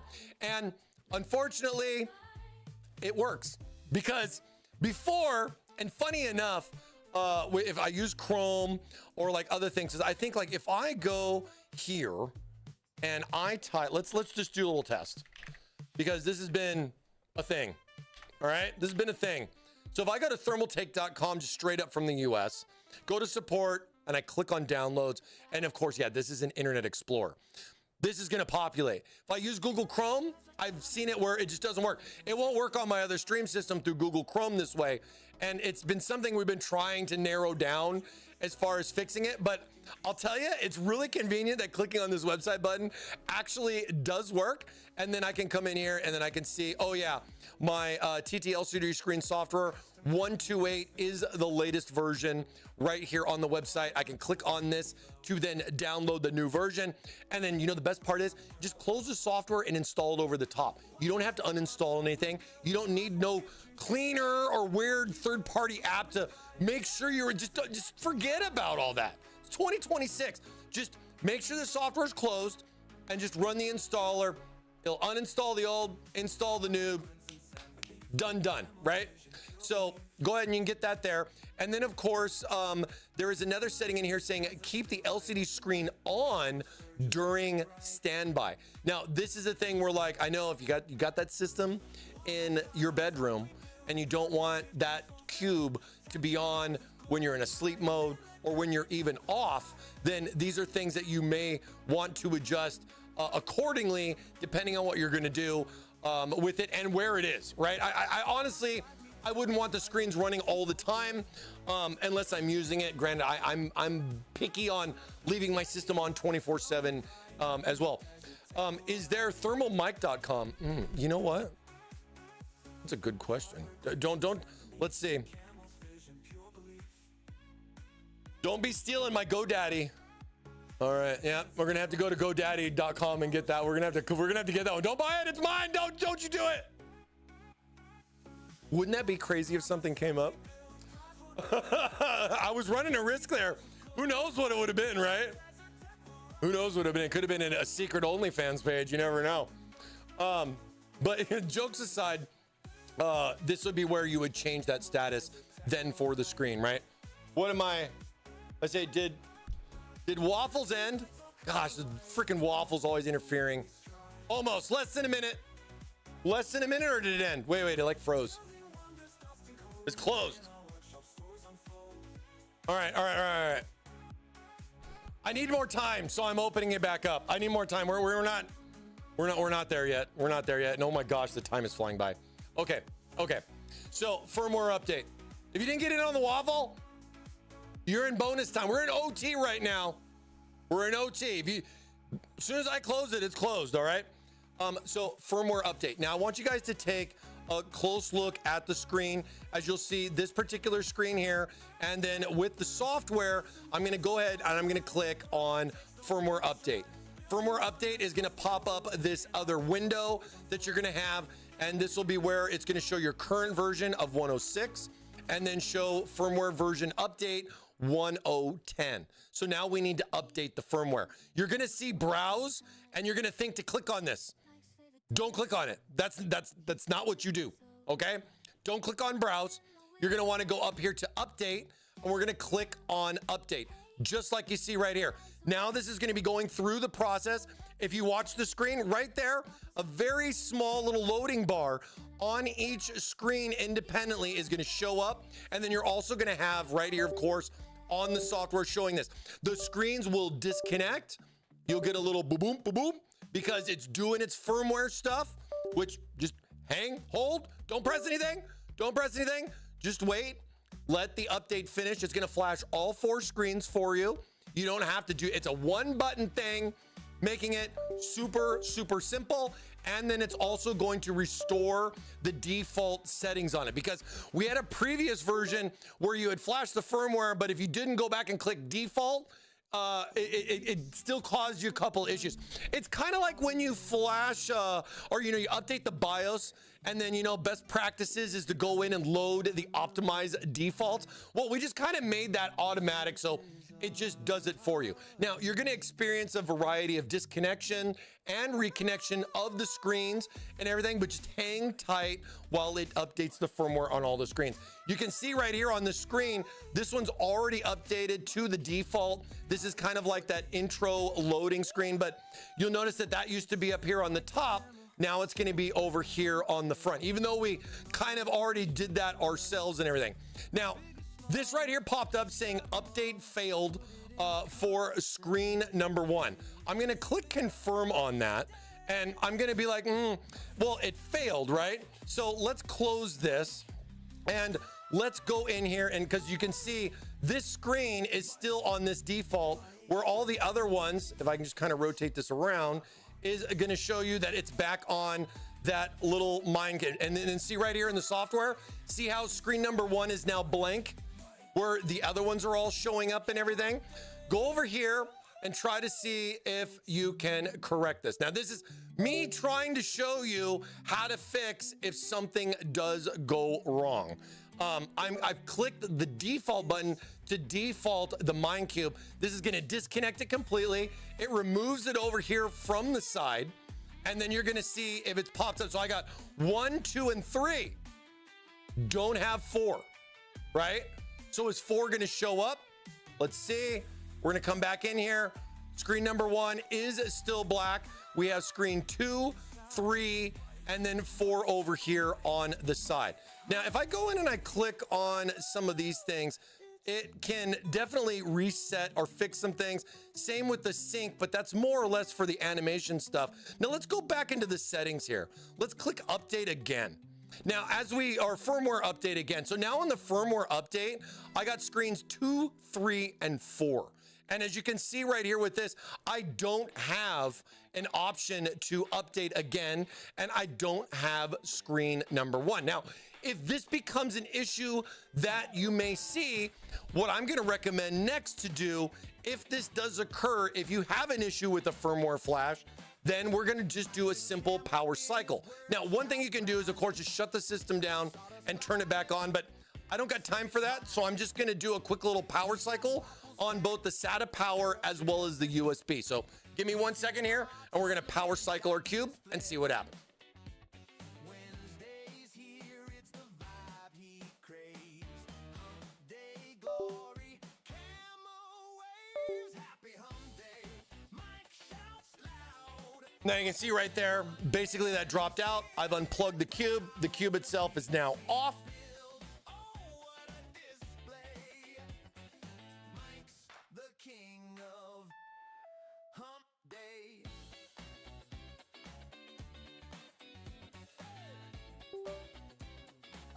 Okay, I've reapplied both the power and the USB now, reconnecting the device back up. We're gonna wait a little bit and we're gonna see what happens. There you go. Now you can see all 4 screens popped up, and I have all 4 screens repopulated. Let's go and click on the Minecube again. All right, now we have all 4 of our screens. You can also see here that the screen is now populated or showing up. Certain issues can happen during the firmware update, but don't panic. Always bring a towel and make sure you power cycle your cube in the event of something like this occurring. Now I can click on, for example, like this one. This is going to kind of reset everything, and you know, versus like going default to just click on the screen preset. And now you can see with this, the orientation is now correct. The little girl now goes around this. Where is she? She's right there. And then she's going to walk over this way, over onto this side, and then she's going to walk back over onto the other side of the cube. More or less kind of fixing it for what I would say is 9 out of 10, if not 10 out of 10 system configurations as far as how you're going to have the cube plugged in there. Was this a planned problem? Well, you're just going to have to think if it was or not. Ideally for me, I'm trying to showcase you guys stuff as far as the what happened, but how to fix it, right? So hope you guys appreciate it. This is very difficult for me to be able to set up and engage so you can understand if the oops does happen, how do I fix an oops? So I really hope you guys appreciate the work I put into these things to be able to educate and show people if stuff does occur, how I can fix and resolve certain things. It's not as difficult as you think. It's just a simple little silly screen, but for some people it can be a very big painful thing. And I really do hope that stuff like this helps you guys in a pinch, and why we like to do these streams and why I spend so much time. My friend wouldn't stop going on about how to make his folder smaller. I told him to zip it. Yeah. I like a good little zip file. But now, I mean, you can see here, I can go and I can click on this. I got my little sword dude. He's going to come across the screen over here now. And everything is hunky-dory. Now, let's go back and let's take a look further, okay? So let's go back into firmware update. What happened? What happened with the firmware update? Well, we can see right here, we have 1, 2, 3, 4. And we can see that all 4 screens are now updated to 1.0.10. So don't worry about it. If you get a certain scenario, which was very difficult for me to recreate, I wanted to show you an easy way to not stress about it too much. Now, you won't be able to flash it. You don't need to firmware flash it again. We don't want you to firmware flash the firmware flash of flashing out of it. You know what I mean? You gotta be, you know, like you gotta go easy on the firmware flashing. So making sure, go back in here, confirm everything's good, you're good to go, right? Go ahead and we'll close this. All of this with the settings now more or less is done. Now we can go in and we can play with our Minecube. So now that we have our Minecube set up, you're gonna see we have screen 3 there, screen 2, screen 1, and screen 4. Now this orientation changed in the software as far as what screen was default between 1 through 4.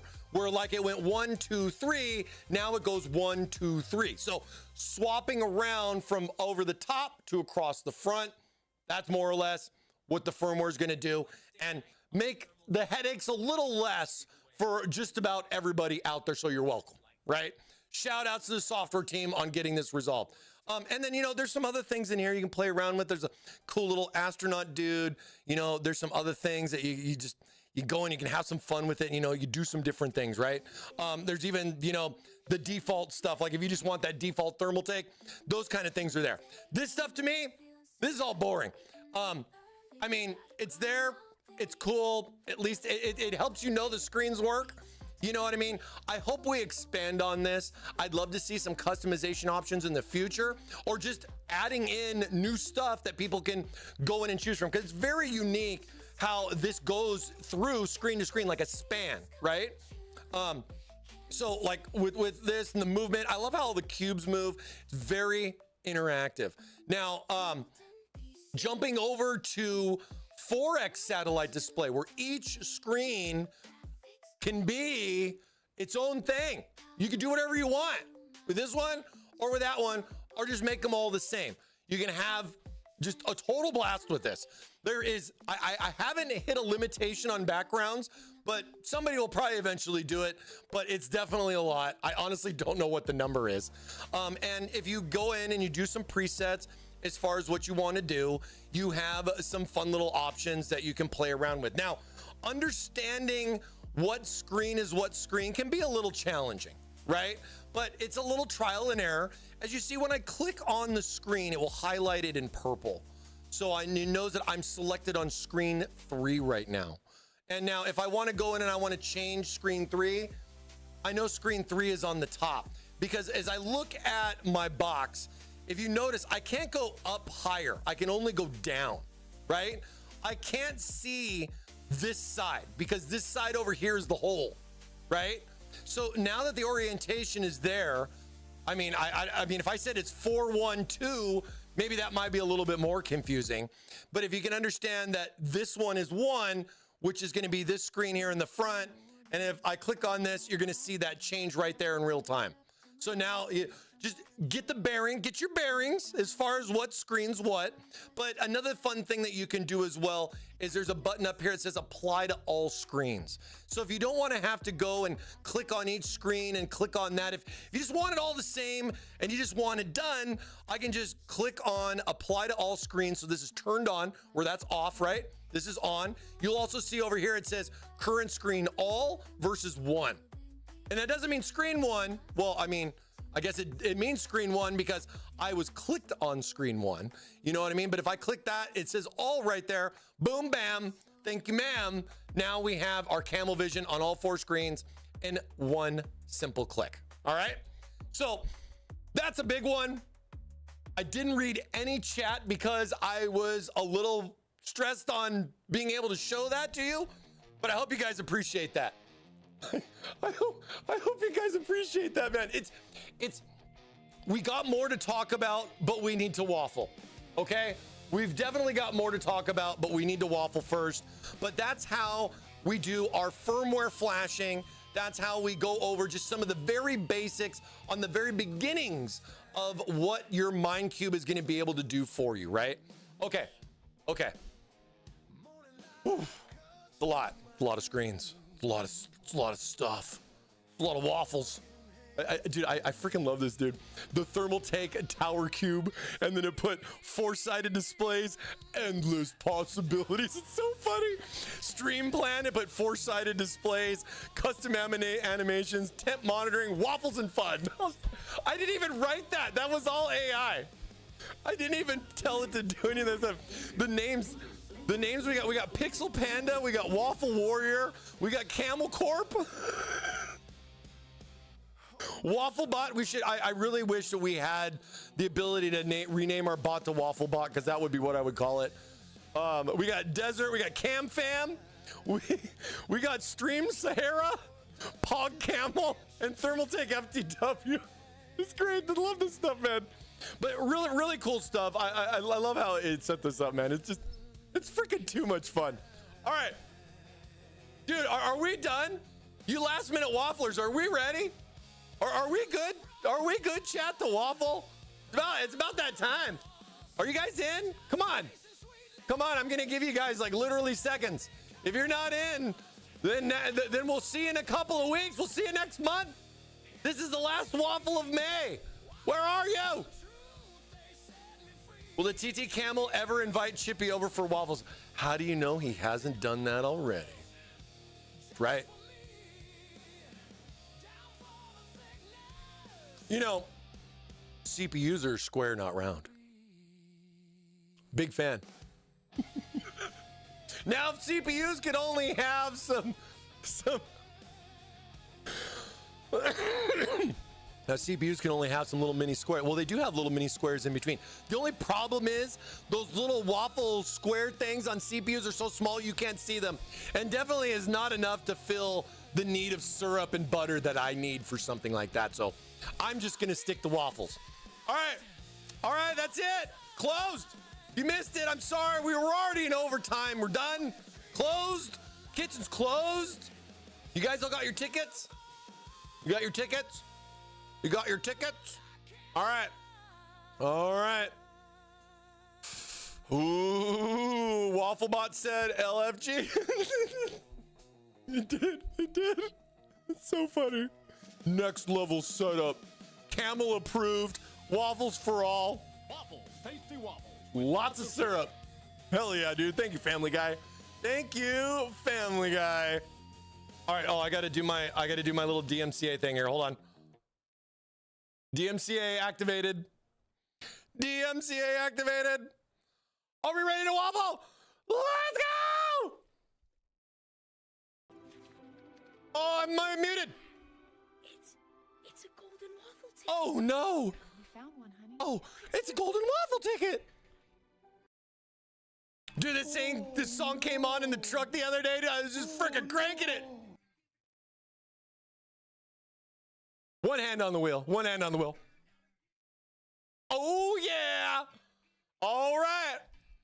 It is a waffle time. Who's going to win it?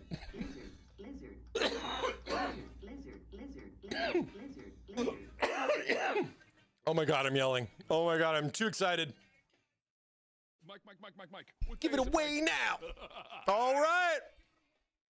Are you ready? Waffle me. 3, 2, 1, go. Mondo Blasto.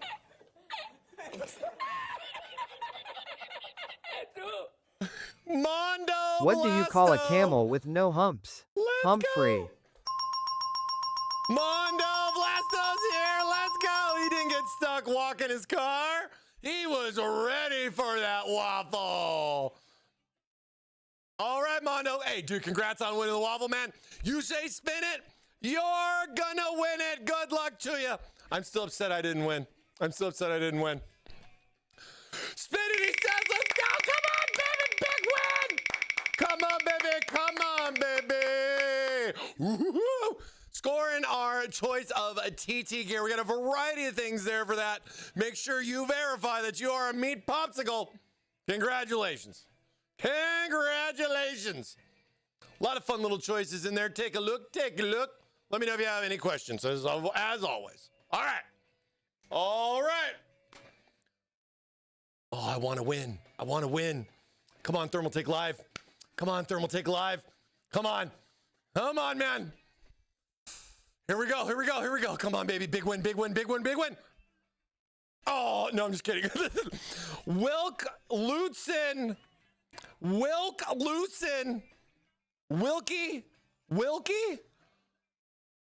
Palmer, you can't say spin it if you didn't win it.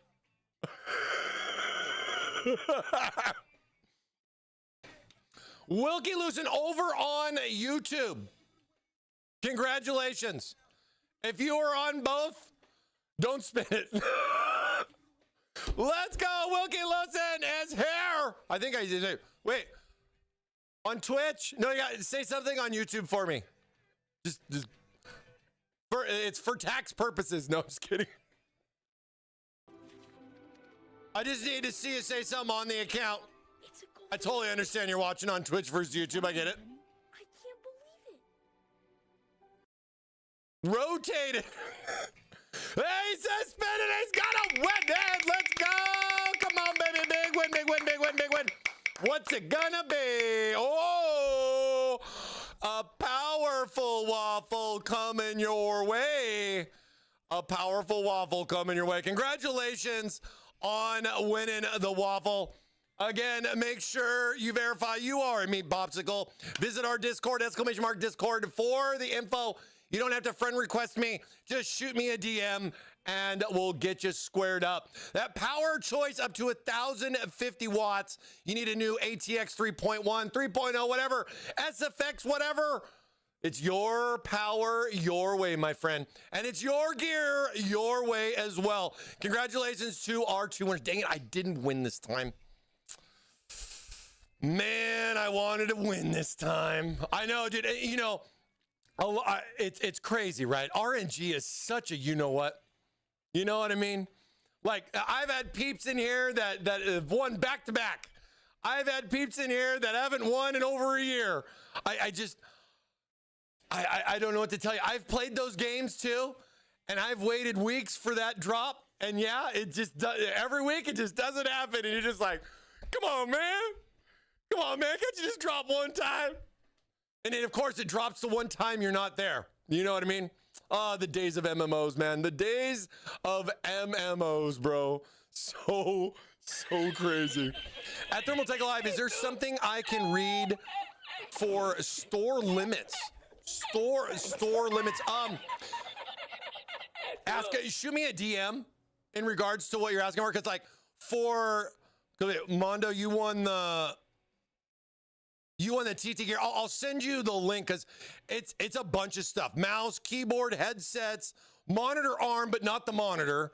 And a variety of other things actually in there too. So I'll send you some info, but DM me and I'll square up with you. No problem. I'll square up with you, man. No problem. No problem. I've only won when I was unsubbed with the odds less. Wow. That's true. I remember, Faith. I remember that. RNG's a you know what, man. What are you guys doing, man? Wait, you guys are winning? Wait, we're supposed to do something? What is to win? Awesomeness. That's what is to win. Waffles. Lots of waffles with butter and syrup. Followed 5 years now. My win is due. Dude, good luck to you, Neo. Yep. Much luck. To be fair, sadly, it's fair. There's no cheat. It's just RNG. It's what it is, man. It's awesome and it sucks at the same time. You know what I mean? It's just, I wish I could have everybody win. I can only do what I can, man. And I'm just glad we're here on Wednesdays to give back a little bit to you guys. Thank you guys so much for waffling with us. We are not done here on stream. We got some fun stuff coming up here. We got to do some other things, but wanted to get that waffle squared up. You know what I'm saying? Wanted to get that waffle all squared up.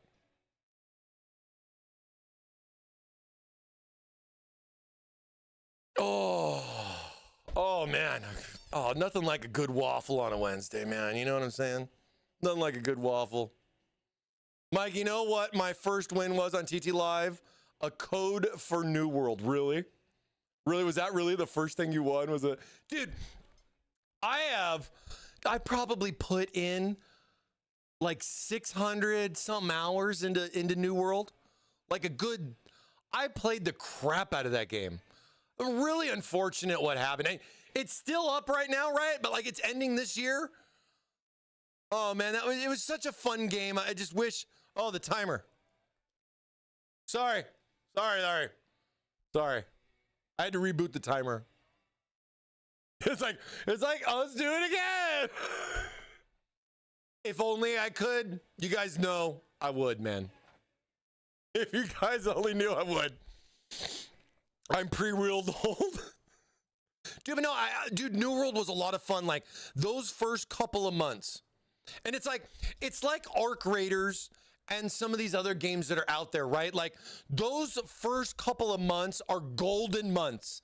You will never get those back. You will never recreate those again. It is just a magical time where all of us nerds are in a game. We don't know what the hell's going on, and we're just ready for chaos. I mean, that first few months in New World was wild. Taking over the bait, like, it was crazy, man. Arc Raiders, the first couple of months, wild stuff. All the changes, like I feel bad for the, you know, how it like ages and everything, like, right? Like, I mean, I dropped almost 300 hours into Crimson Desert. I've beaten the main story, but there's more stuff to do. But I'm a little laid back now on it, where I was like, gotta play the game, you know, it's 2 a.m, who cares? I'll sleep later. I need to get that sword. I need that camel mount.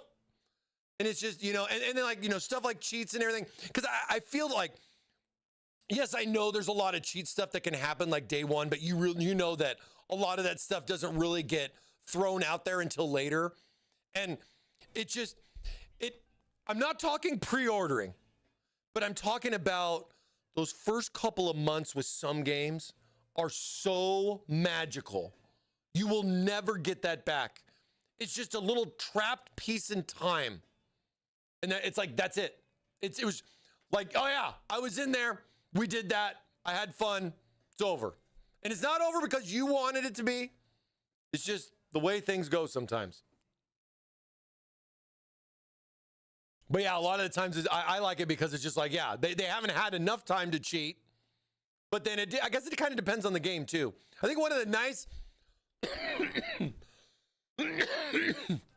nice relaxing things that I've had with Crimson Desert is it's a single player game. You just know there's no cheats, there's no people, there's nothing going on. You're not going to be sitting there farming and all of a sudden clack and you know and you're done. You know, back to base. You know what I mean? Stuff like that. Wasn't New World burning down 3090s? You know, that was a funny, because yeah, there was a thing where they had a driver, and I can't remember if this was an NVIDIA thing or the game thing or whatever, or Amazon, whoever, but there was a thing where they had like the FPS was unlocked, which would ramp the cards up, and then they would just, you know, they would go beyond their limit, where most game devs, you know, in a loading screen will cap FPS on purpose because of these kinds of things, because just how the architecture works, right? I remember that. Had a 3090, and my 3090 won. It didn't fry my 3090, but you know, I know not everybody did. Who won? I was installing a whore water heater. Oh, okay, pig. All right, TMI. No, I'm just kidding. It's just funny how you said it. I already forgot their names. No, I'm just kidding. Let me see. Let me go back here. History. We had Mondo Blasto and Willick Lutzen. We got some power and some TT gear. All logged. Everything's logged. Yeah, the Waffle timer's gone again because Waffle is over, my friend. I'm sorry, 07.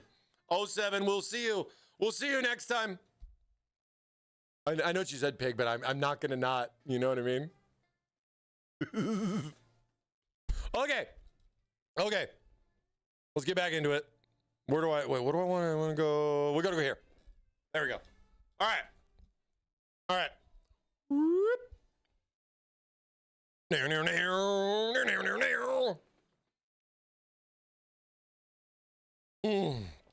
Oh. Okay. Here's the fun part. Right, I think we got our training wheels done with Minecube, and what we can do, just the first couple of steps, right? And even having a little bit of a problem and how to fix it. I think those things are more important than me just telling you what it does. You know what I mean? We've all been there. Hey, I work for a company that makes RGB software, man. I understand, right? So we can only do what we can do. And the fun little ways to recreate things is the fun little ways that I like to do things. You may or may not have that experience. Likely not. I would say you should get a normal 4-screen flash. Everything good. Even auto defaults for you. You're good to go, right? If you have any concerns or anything that worries about updating the firmware, or just because you feel like you need to, you can click that default button at any time. It more or less is going to reset everything. It's going to reset any rotations that you would set up. As you can see, if I click on default right now, it's going to drop all 4 of my screens. I'm going to get a little ba-dump.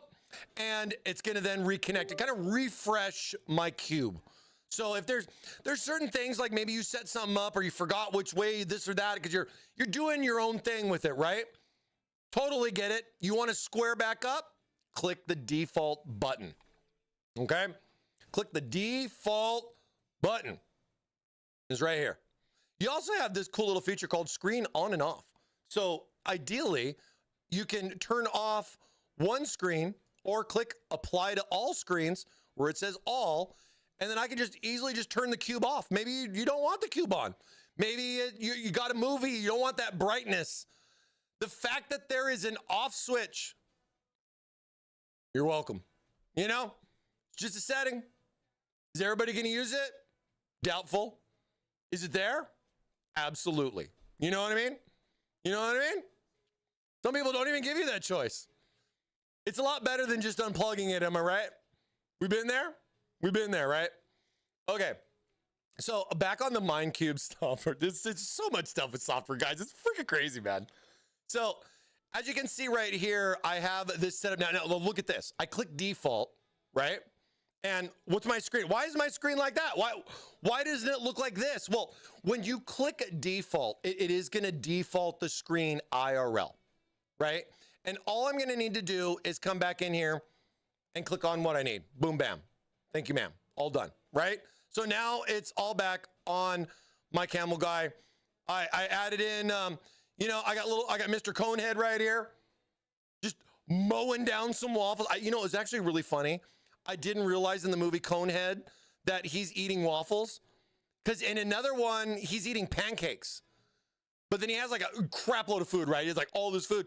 But in this one scene right here, he's just destroying a gigantic plate of waffles. I was like, that's so odd. It's like, oh wow, a new waffle I didn't know about. You know what I mean? So I was just like, all right, cool. And it's animated. You know, it's a little clip. I found it on the internet. You know, gifty.com, anywhere. It doesn't matter. Just download whatever you want. Like, let's see. Waffle GIF. Okay? We've all been there. Especially a lot of us long-term wafflers. They look in here and be like, oh, okay, so hopefully there's nothing dirty, but we should be okay.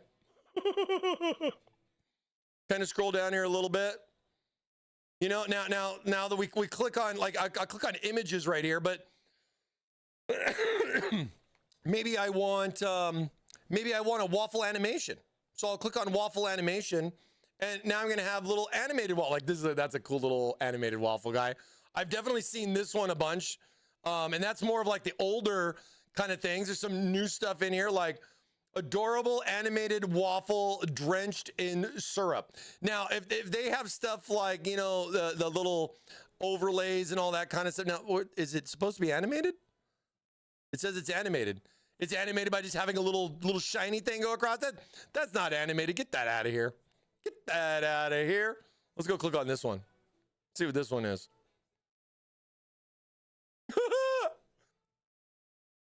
But see, some of these are going to have, you know, and see, this is like a cheapy animated thing where they took a still image and then they did that simple GIF thing. And then they said, oh, it's animated now. Yeah, get that garbage out of here. So I think a lot of times, you know, there's certain things. Let's see. Let's. Somebody was asking about this. I didn't make it 2 words. ThermalMike. There we go. ThermalMike. Oh. You know, this video right here. This video right here. Let's see. Where's the Gamers Nexus? Go to YouTube. This video right here. Hey everyone, I am joined by Wow, you guys. This was 9 years ago. That is the Steve that we all know. Look how short his hair is. I mean, he's probably gotten some cuts. Look at this guy right here, right? I still think, because he said it here in this video. Hard tube bending tutorial with ThermalMike. I am so honored to be able to do this. ThermalMike from Thermaltake. Look at that. He came to the office. So Mike's going to show us how to do a bend in a tube for an open loop liquid And cooling I setup. showed Steve I have not done one of these before. We how, worked a but lot and he with the said right there AIOs, he's as we've all never seen, bent a but, tube before. Open loop is something And you that know what I'm I was still new like? to. We So I are was hoping bending you a could give tube us today, an Steve. overview of how You're it gonna works. bend your I am first definitely hard very tube. excited that you guys are here with this and, guy. definitely really cool to be able to give you the opportunity. See, to, like, you know, I try mean, out dude, some big hard tube fan of bending. So, Steve. Love yeah, Steve. Like, you know, this is a PETG So tube, much. I've for known the durable stuff. guy You're not for gonna really over run a into decade. issues From with this company and but, before.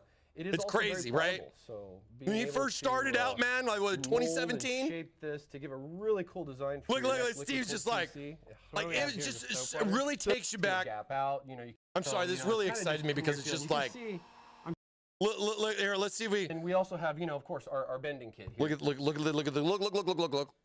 And I still have this So, bending I'm gonna board. hand this That's over the to you, same boss. bending board that I here's your, have tube, that here's you've your seen insert. on streams. Silicone insert and a tube. And look at this, Yep. Steve And bending for you're the first just time. So cool. Okay. Your bends are good. No Wait for goatee. YouTube comments on this. Like, is Yeah, it I weird know. to see him without like all the, you know? Liquid cooling is the best when it comes to talking about this stuff. All right, so we've got this in Really now. takes me back, guys. But like, okay, sorry. I got distracted. I mean, come on, wouldn't you get distracted? But like, there's a lot of cool little things that you can come in here, like, you know, say you want to find. I mean, it really all kind of depends. Like, that's a terrible picture of me. Who the hell's this guy? He's not ThermalMike. Let's see. Magic Mike. Oh, we could go Magic Mike.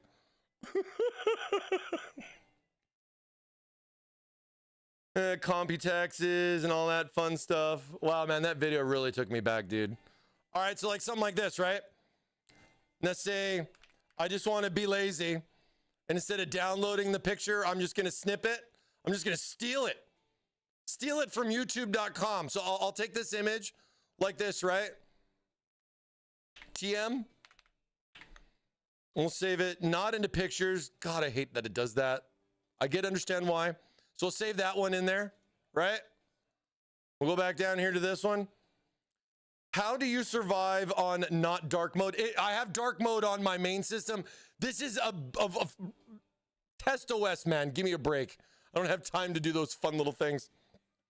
I apologize for blinding you, if that's what you really wanted. Now, here's how you're gonna do some image stuff. I've got this, like I said, we couldn't do 3.0 and this, there's just too much, right? So I wanna come in, I just wanna add in my image. I am going to click on the little plus right here to make my own from scratch. Now, you don't have that here with the regular defaults, right? It's only in the 4X satellite display. So 4X is independent, 1X is unified, right? So if I have my little waffle guy right here, now if I can, I can't, I mean, do I need to tilt this up? You know what I do? Hold on.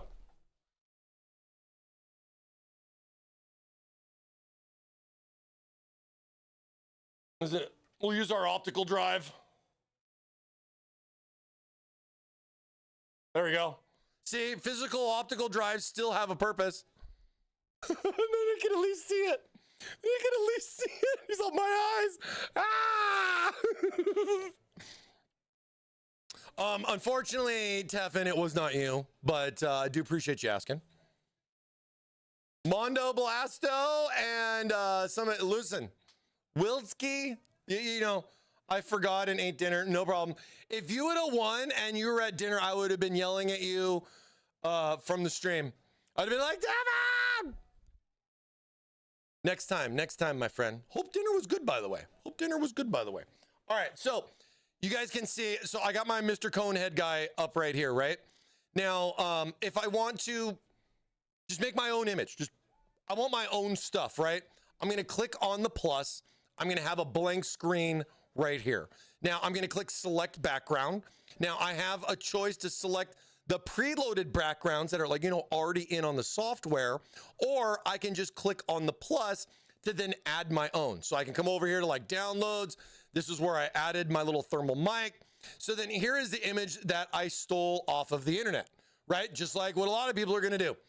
And then you're gonna see a little box, because of course it's a square, it's a cube. You have to, it's not widescreen. Maybe we'll do widescreen next with Minecube 2. But you're gonna have a little square, but don't think that this is it. You can expand this by moving to the corners, and I'm gonna maximize my cube. One of the things that I've been asking him for is to just auto maximize this out the gate, because I don't know if a lot of people know you can even do that. But the other thing that I like about this is that I can freely move this with the mouse by holding down the left click, just as much as being able to, like, say, I don't want the entire image, I want just like the case here in this. I can square up what I want, but I can't crop and stuff like. You're gonna have to do that on your own, you know what I mean? But either way, let's see, let's go back to make this a little bit bigger right here. Go like that. And then we'll get me in here kind of like this with the little case tag, like something like that, right? Confirm. Now this is gonna then save this image that you cropped from that into the software, not the default or the basic image, but what you cropped then from that image. And then now that's gonna pop in right here. And then I can click on that and it's gonna add that image in as far as starting out like my little template and everything. Now, here's where everything gets kind of crazy. You got a lot of things that you can do here with this. Now, first and foremost, if you don't want anything else on there, you just want a cool picture of you, something else, what you like to do, you at the job site, like me right here, you know, I'll just type in ThermalMike right here for the name, for the theme name. And I'll type that in there and I'll click save. Now that I've saved this in here, I'll go back and this is now going to become one of my options. And then of course, you know, with apply all screens, click on that, boom, bam, ThermalMike on all four sides, right? Because 4 of a kind always beats 2 pair, right? So, but what if I want more? What if I want to do something different, right? Now, of course, animated stuff aside, if you've downloaded your own like animated things, I think I have a little folder here, some artwork. Changey. Let's make this extra large. Let's see. Here, let's do this ice cube. Let's do this ice cube that I have right here. I did this with Sora a while back. I got a little ice cube right here. I believe and then this is like I believe this one's animated. I know the other one is, or I think they're both are. But then I'm gonna click on this and see, like, so then there's like an ice cube in a cube, right? And you can do your own thing, even a little at ThermalMike. I think that's so funny. And then we'll just call this one ice. Save. Now take note here too. There is now a save as option that pops up then after that. I'll explain why that's important in a little bit. Now if I go back to this, you can see it just expands out more. Boom, bam, same thing. Now here's an animated cube inside a cube, right? So here is something a little bit different as far as, you know, showing more on the animation side. Now, if you look at the software is not going to be animated, but on the actual physical screen here, it definitely will be. Now, if I want to do some other stuff, I can, you know, you can go in here, you can add in whatever you'd like. You know, this is the simplest side of things. Like here's my little waffle dude, right? I love this. This is like one of the first things that like I did with AI.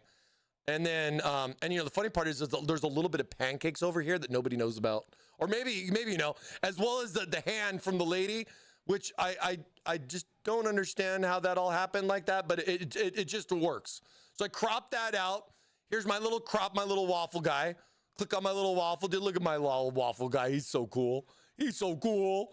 Look at him right there. And then we'll just type in waffle dude, because we have waffle man as well. And we'll click save on that. Now that that's saved, come in here, same boat. I can go in here and I can change this, right?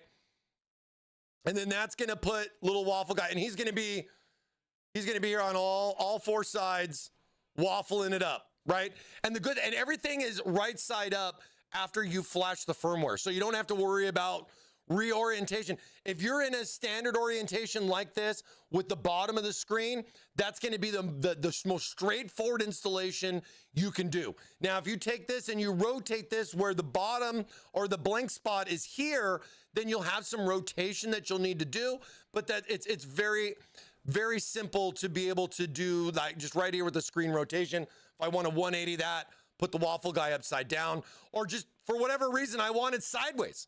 I could do whatever I want. You can do whatever you want with it, right? Even if the brightness is a little much and you want to tone down your Waffle, you can do that too. Because sometimes those late night gaming sessions in pitch black darkness, your Waffle could be a little bright for you sometimes. So you could change that there as well. And then of course with all this, there's no save button. There's no apply button. It's all kind of going at real time. So one thing to suggest is to go a little slow. Don't try to go bah, boo, bah, boo, bah, boo, bah. You know, everything changes in real time. So just take your time doing stuff one at a time, and then just utilize making sure you know your reference as far as what's going to go on with that. Now, let's get into something a little bit more fun. Now, say for example, let me reset this one. So here's like a default one that we have. This one is basically giving me my CPU temp with a little loading thing, GPU temp, and RAM temp for whatever reason, right? I can more or less create all of this stuff manually, but one of the nice things is that this stuff is all preset in the software already. Now, say for example, I like this, but you know, I don't want that background. Well, easy enough. I can select background, click on my little Waffle guy, and there we go. Now, the one thing you need to pay attention to is that this was preset number 3. If you click save, it's going to overwrite your preset number 3 that was there originally. But you have the options to both edit as well as reset it or default it. So I can always go back in and I can always change it and everything. But what I usually recommend to do is, instead of just saving it, when you go in to edit something like this, and then you go and say, all right, you know, I want this background there, instead of just clicking save, just type, you know, whatever you want to call this, if it matters, and then go save as instead of save. And then what that's going to do is that's going to retain the default, and it's also going to create your custom one. We'll just apply it to all screens, and it's gonna make that nice and simple and easy for you there. Let me give you another example. So let's see, this one right here. This one was my you know, Conehead eating the waffles, and you can see I got CPU and GPU temp loading, stuff like that. I even changed the color on it and everything. So CPU's blue, GPU's green. Now I'll reset this one. This is the default, which is the purple car racing, right? So this is why I say it's important to save as versus to save it. You know what I mean? So then as I have like the default, say I like this layout right here instead of this particular layout that's going to give me the little shadow boxes. So say I like this one like this, but I want to change some stuff. So I'm going to click on the edit key. I'm going to go in here and like, we're going to, you know, let's pick a new background. Let's go with the ice cube. All right. Now we got the ice cube on here. This is, you know, it hasn't been saved yet. So now that we have this right here, now let's see, you know, maybe a little difficult to read. So one thing you can do is you can click on every single thing on the screen. I can move this with the mouse by left clicking on the screen and drag this around anywhere that I would like to put it. It really doesn't matter. The only thing that matters is remembering what this is for. And it's real easy to tell, because if I click on this, this changes on the right side to text. And here's the text as far as what it says. It says CPU. I could change this to Intel if I would like. I can change GPU to NVIDIA. Do whatever I want. I can go in here and I can change the color. Let's say we want to go with the nice dark blue because Intel.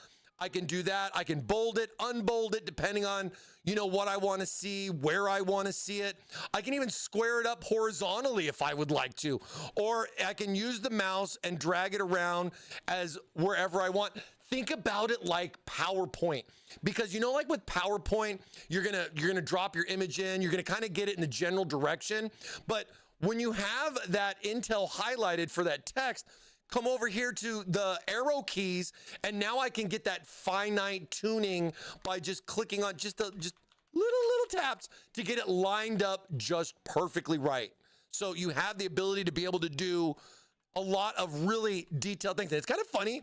It moves the screen around because the screen itself, you can't adjust the size of the screen, but there is a little scroll bar right here. Like the screen should just be a little bit larger, so that way the scroll bar doesn't exist, right? Because you can't resize this, you can only move this around.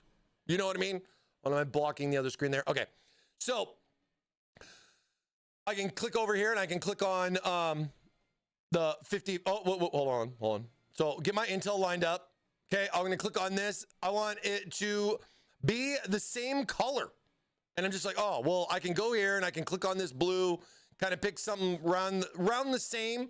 If I want, just close enough, good enough for jazz kind of deal, I can do that. Or I can go back and click on Intel. I can click on the color, and then I'm gonna have the RGB color map down here for the exact color. Control copy, click OK, go back over to the 50, click on this bad boy, go here, paste it, click OK, and now it's the exact same color. So you have the options to match everything up, line everything up, match up the color, do a lot of things that you can do. Now, there's other features in here like little icons. If I click on this little CPU icon, for example, maybe is it overlapping it? I don't know why I can't click on that one. No, not that one. Okay, either way. All right, I'm going to click on the GPU thing real quick.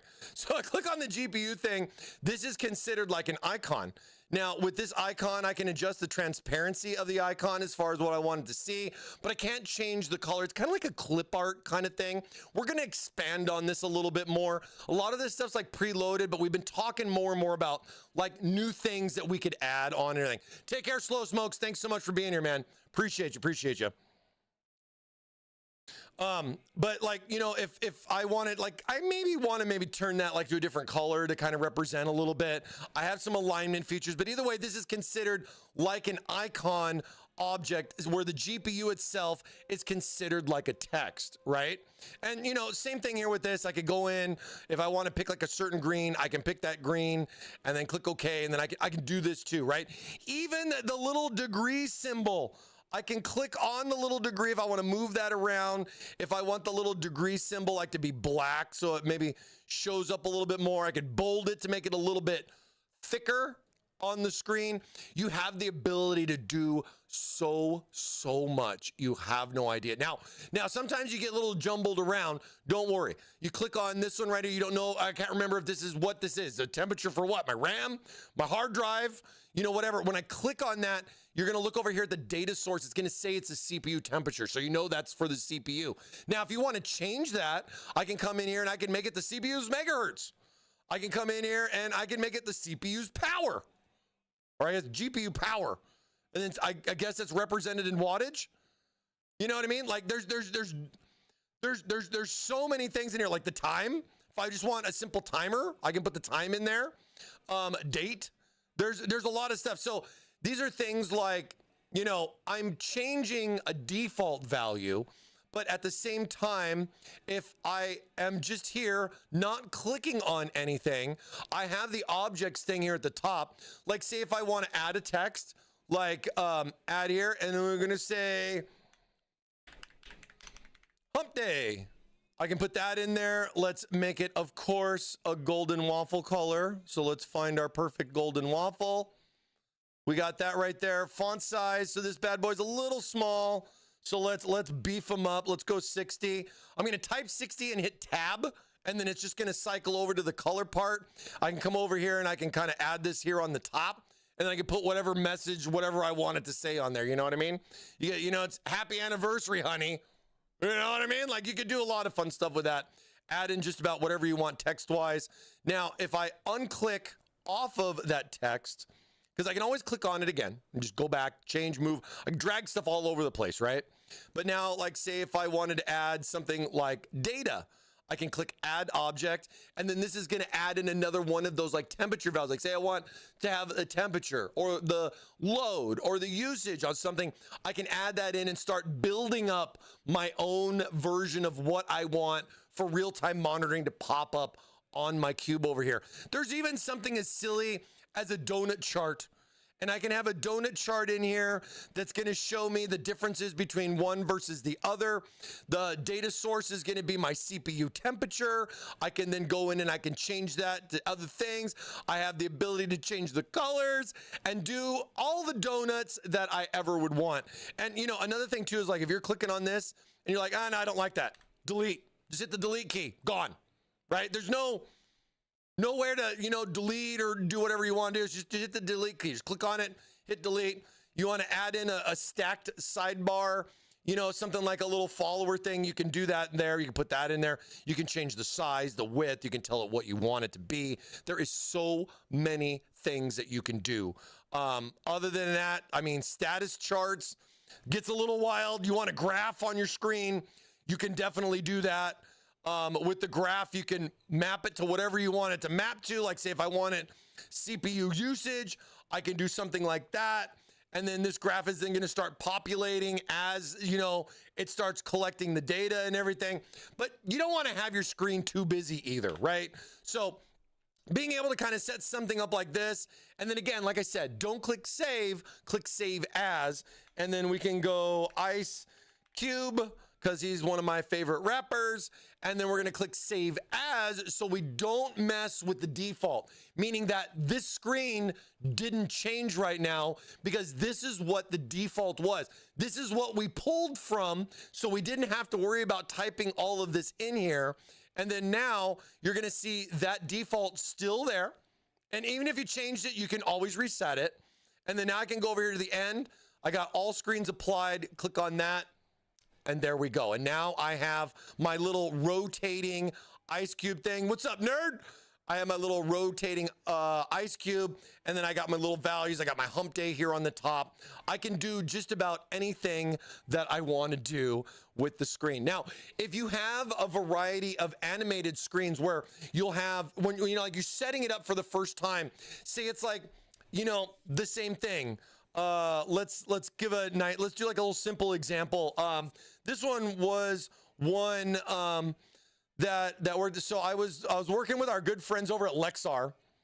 Lexar, they had a cool demo at PAX, and they were using the Minecube.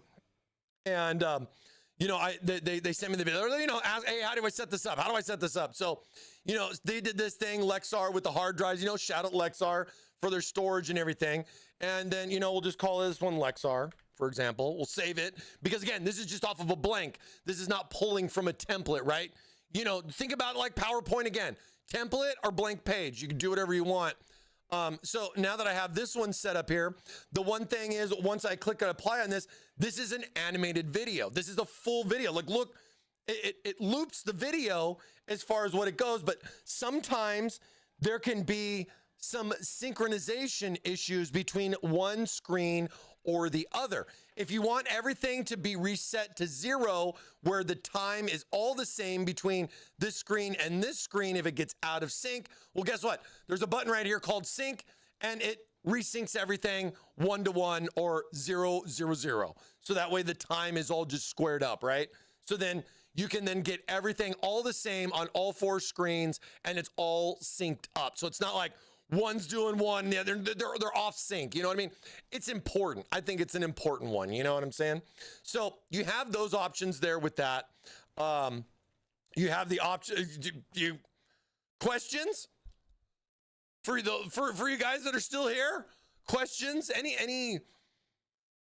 Trying to think on what I haven't talked about. I mean, it's a lot. You're gonna get 3 presets. You're gonna get this one right here with the little birds in the valley in the background. You're gonna get the purple car that's gonna have this layout for CPU, GPU, temp, and then you got this little nightlife city thing like cyberpunk style, and it's just gonna have like the CPU megahertz. It's real easy. You go in here, like if I don't want this, I could have this CPU, and then instead of like see how this is just a text. This is just a text that says gigahertz. Right there, right?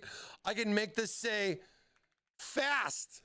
It doesn't matter. It's your choice, right?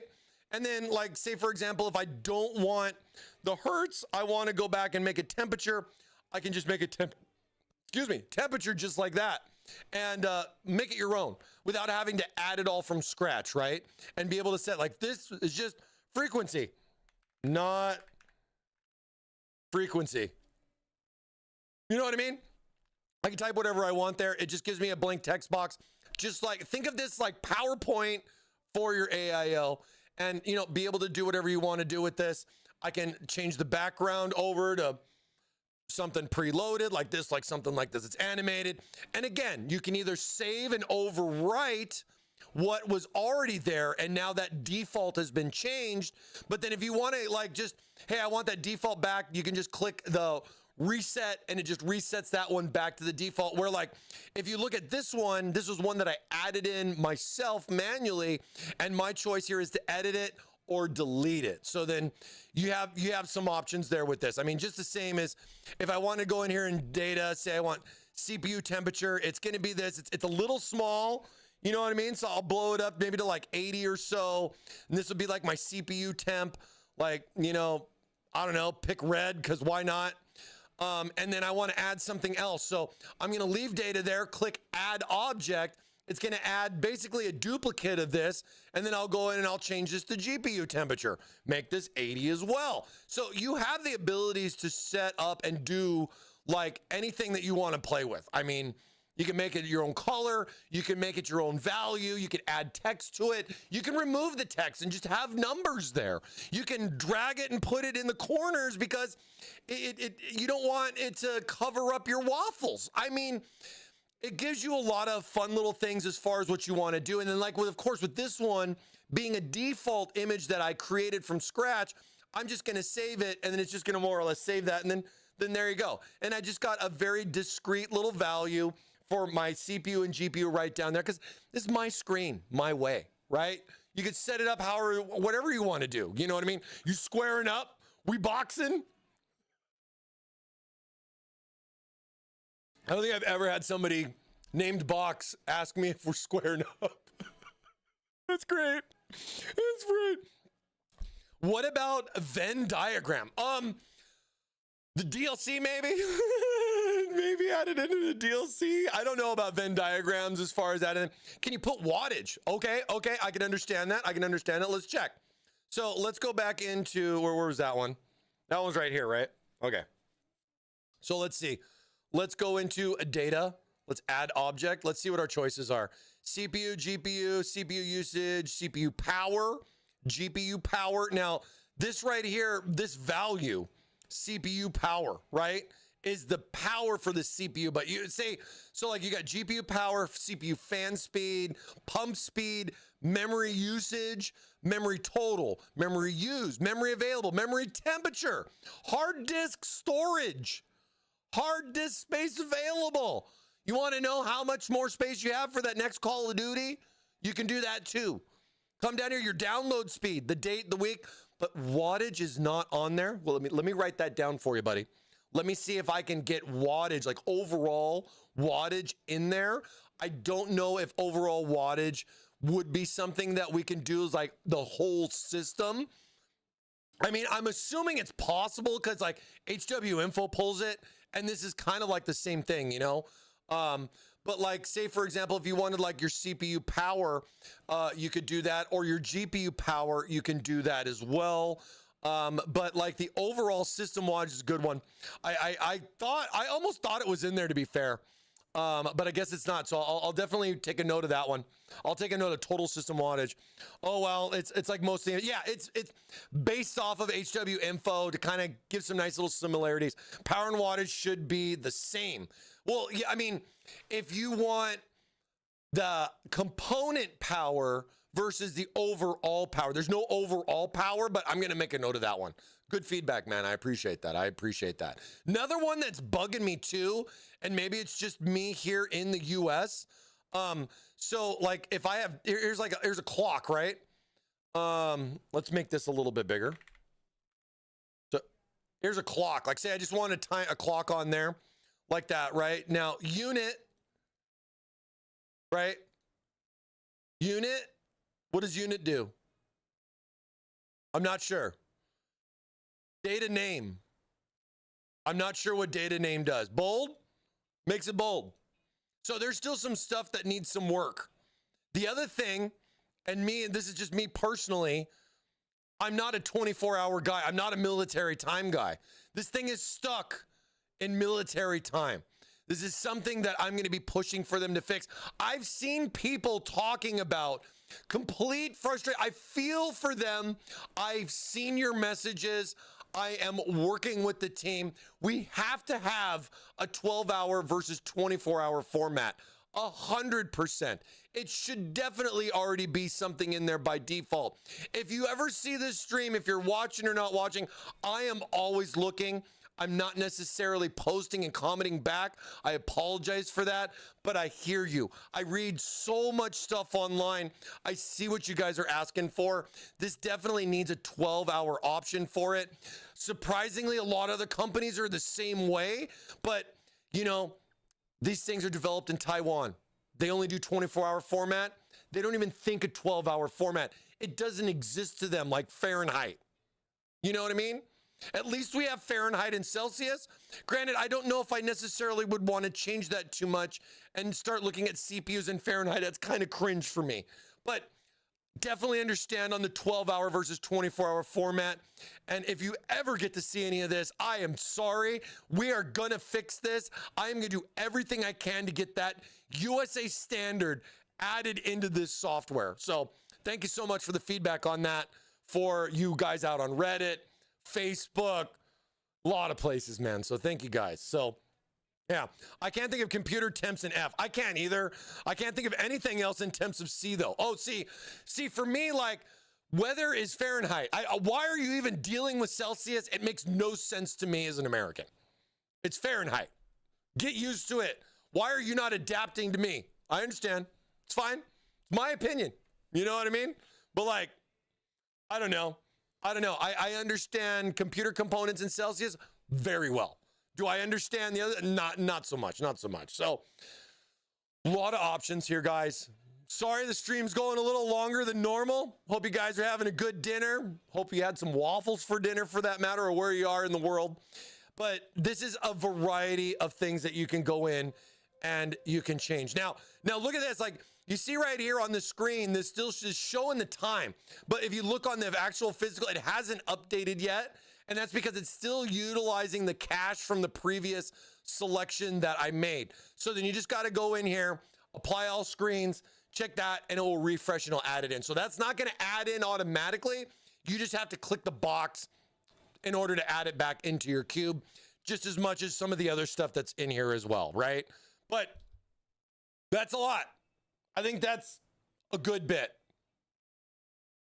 I think it's a good bit. Tell them we want freedom units, damn it. I totally understand. I totally understand. All right, enough of that. Let me slide on over here. Ooh. Yeah, it's like 70F is 21C. Makes it sound cold outside. No, I can understand that. I can understand, especially since I'm going to be going to Taiwan here next week. And, you know, at least my phone updates and it gives me it in Fahrenheit. But then when I tell somebody like, oh, crap, it's going to be 96 degrees in Taiwan with 90% humidity, that's going to be freaking hot. And they're going to be like, oh, man, it's like 25. I don't know, man. It's just different for me. But yeah, 24-hour time is in there. I think it's great, but we need both. We need options. Everybody needs options. So stuff that we're working on, definitely feel like we should get, you know, those kind of things set up. Now, I'm sorry that I'm taking that's a lot. I think that's a good start for Minecube, TTLCD software, just a good chunk of everything from the beginning to getting started with making your cube your way.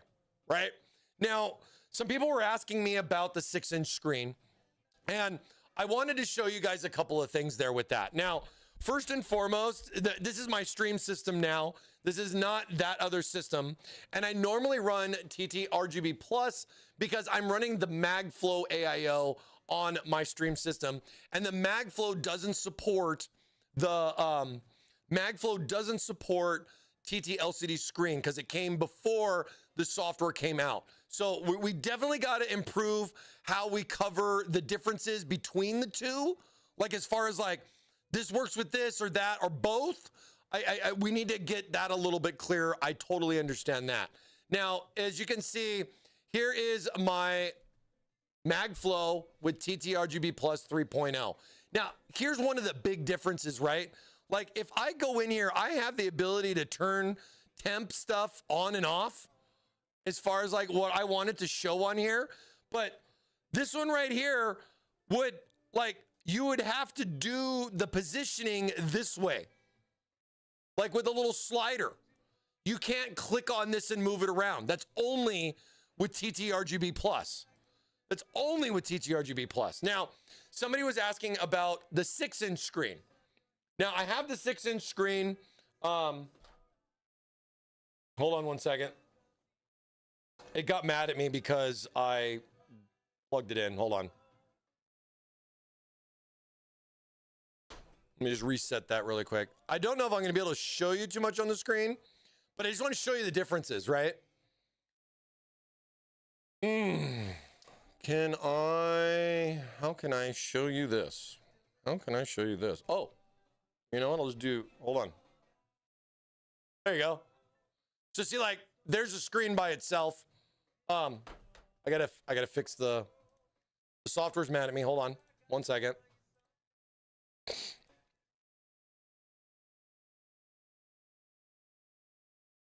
I think I can do that. I think I can show you on both without having to reset. I think so. Hold on. All right. No? Okay, hold on. I don't have to reset the PC, but I got to reset software. One second. It's my fault because of how I connected it up. Give me a minute. I just need to reset that really quick. Oh, here. Boop. All right, let me just reload this really fast.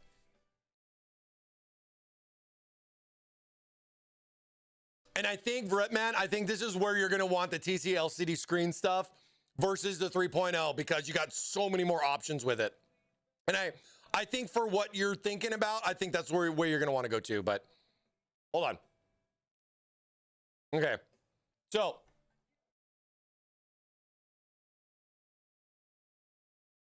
here you go. So here's the screen, right? I got my little camel dude on there, right? Right. So there this is. So here I have this right here. Now, if I want to add stuff like the temperature in there, I can do that. It's going to add the little like temperature right here for CPU because I checked the box for CPU. Like this was us starting out with screens. This was like step one, phase one, right? I had the ability to add this in here with this, but at the same time, I can't click on this and drag this around and put it where I want to put it, right? If I uncheck the box, it removes the CPU temperature, but then the GPU temperature moves over. So then if the CPU is always going to be on the left, no matter what I do, like if I unclick CPU, it moves GPU over to the left. But then if I click on CPU, it just pushes GPU back over to the right. Now, the positioning in regards to the horizontal position and everything, you can kind of see, look, see how it's kind of annoying, but like I get 50% like in the middle. I can square this up in the middle a little bit like that. I can also drop it to the flow, if you know, and do that, but it's all with sliders. It's just with these sliders, horizontal and vertical. I mean, color options and everything, I can change the color of them, but as you can see, it's like a combo package. It's all the same. It's like, it's the beginning of where we went with this kind of stuff, right?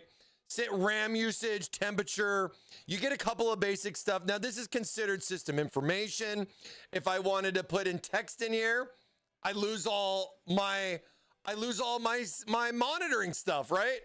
So, you know, yeah. Hi chat, I can put this in here like that. I think if I click apply text, it's gonna pop up hi chat. It's gonna be right here. It's gonna be kind of small. Let's make it bigger.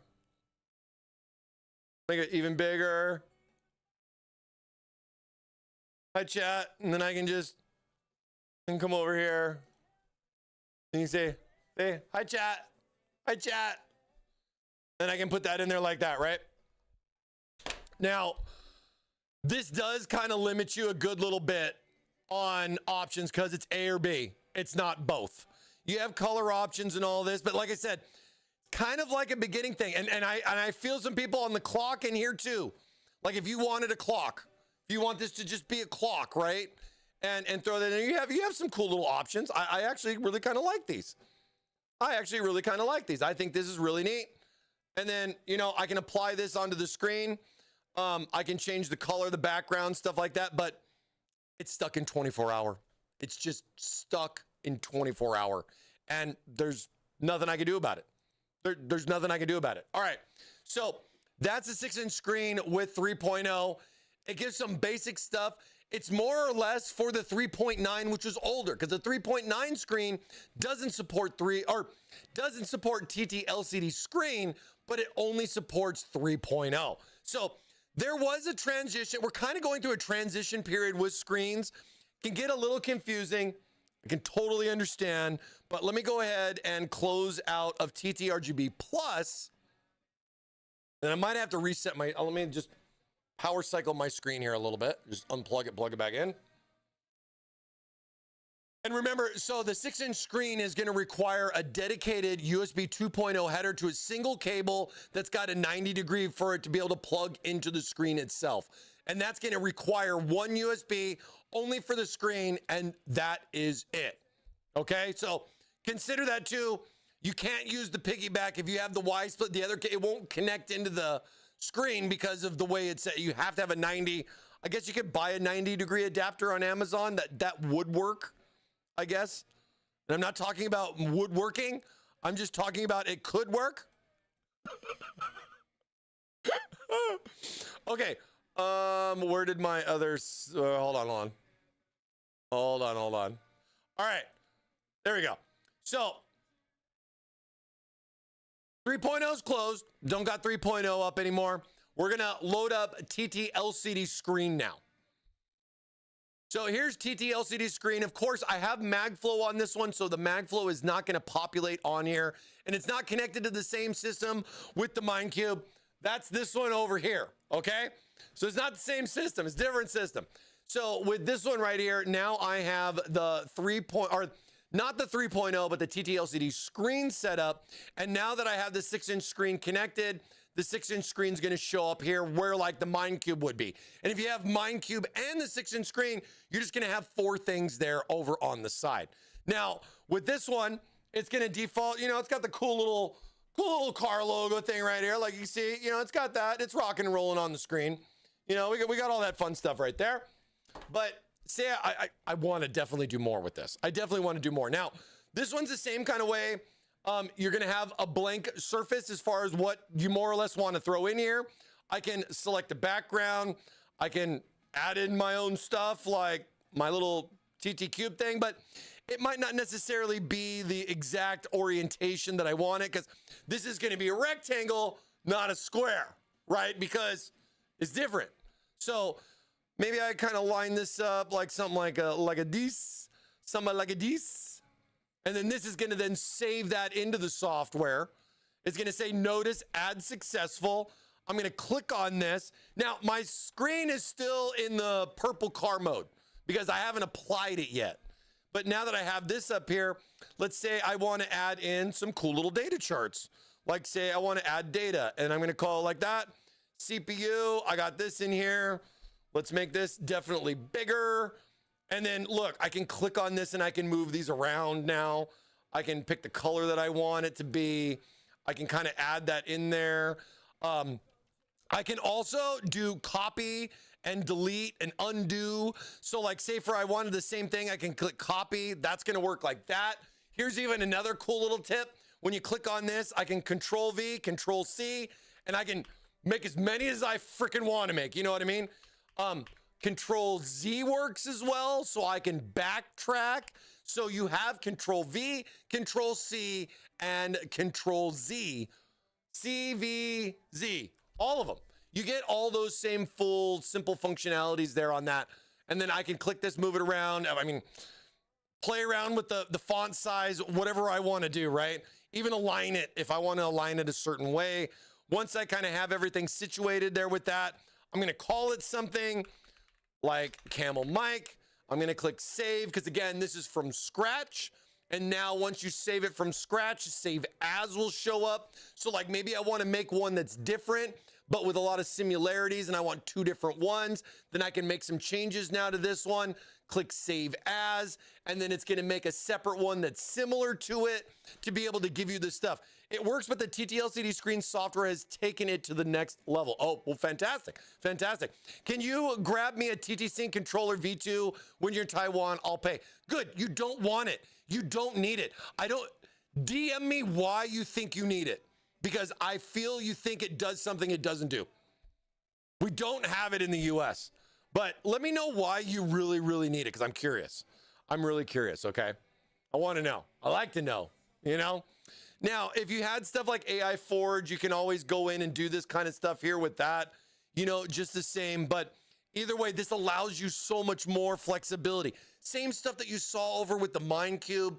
Even though it's 4 screens versus 1 screen, you have all of those same little features, and you know, like whatever you want to do, man. You add an object. What do you want to call it? I want to call it CPU. It's gonna have it right here. It's like, it's so cool. I don't have to do too much. I can make big CPU, bam, right there in your face. There's my CPU and there's my temperature. You know what I mean? Now, there was some other things in here like icons. So like with icons and everything, I clicked add object, and then there's an upload an icon. Uploading an icon is necessarily not going to give you something specific, but like if I clicked like this case, it's going to just add in literally a picture of this case. And you know, maybe I want to make this a little bit bigger so you can see it. We can do something like that. Or like say using icon, I can add an object. And then, wait a sec, where'd it go? Upload icon, let me see. Oh, where's like a PNG? Hold on. I had it on that system over there. Oh, you know what? Oh, Chippy, perfect. So let's get rid of this. Let's get rid of this. All right, now we have our Chippy dude. Right there. All right, let's make him bigger. And then look, you can even add in like little PNGs that give a transparent background. Like if I want, instead of saying CPU, I want like Chippy just chilling. You know what I mean? I just want Chippy chilling on this, like the little temperature, so I kind of know that that's the CPU temp right there. You know, I can do those kind of things. The one thing that I would like to be able to do is better layering options. So that I can put like the 64 in front or put the Chippy behind it, layering it and stuff like that. It doesn't have all of those features just yet, but it's definitely something that I've looked at and was like, hey, that might be a fun thing to add in to make it more PowerPointy. Can you make an icon of my exact GPU? Absolutely. I mean, you can, all you got to do is just find, let's see, NVIDIA RTX 5090, because that's, I know what you got. PNG. We'll go over here to like a 5090 PNG, like this. Let's see, is this actually a PNG? No. Oh, wait. Yes. Save image. Steal it. All right. Desktop, save. All right. Icon, add object, upload icon. Boom. Oh, it wasn't an actual PNG. Oh, it was just still a boring JPEG. But yeah, you can totally do that. Anything you want to steal off of anywhere, you could do that. You could take a picture of your graphics card. You know what I mean? Like this kind of stuff bugs the you know what out of me, right? I mean, I don't know, kind of going back to like this kind of stuff, right? With where and how I made this. I wish I had more time to kind of go into, there's so much to talk about. But like, let's see, we do a new chat. Take your crappy image that wasn't actually there. Guess what day it is? Plug this in here. Huh? Anybody? Julie, hey, guess what day it is? Oh, come on, I know you can Hey, hear thanks me. for the sub, appreciate ya. Mike, what day is it, Mike? Remove the background and make this a .png file only showing the GPU in the picture. I will never cut things out manually ever again. Ever again. Well, let's see. Let's see. And this is where I feel AI is going to really make a lot of stuff better for people. At least I hope it's going to work for me. We'll see. We'll see here in a second. Those data centers are cooking right now, trying to create my PNG of a 5090. It was funny too, because I honestly thought that picture, I thought it's just a black background. Those cheap, no, just kidding. I'm just kidding. I don't even know. Let's see, go back here. Final touches. So like, dude, I mean, you could literally take a picture of your own system, tell it to cut things out, do whatever you'd want to do with it. Do that through AI, make it yours, and then take that bad boy and then slap that in there as a background, make an icon with it. If you want a little picture of you going, and then cut that out as a PNG and slap that in there, you could do that too. I really want to experiment more with like animation stuff and everything. So then here is my PNG of my 5090. I will download this so that I have that saved there like so. Get that out of there because that was wrong. Upload icon. We'll go back over here. Oh, I saved that one somewhere else. There we go. Oh, the file was...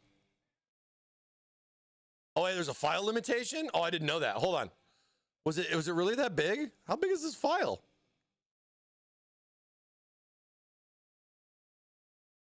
Oh, it's 2 megs. Wow, I didn't realize. So there's a larger than 1 meg. So icons can't be larger than 1 meg. Okay. Okay. Fair. I understand that. I forgot about that part. God, there's so many things to think about.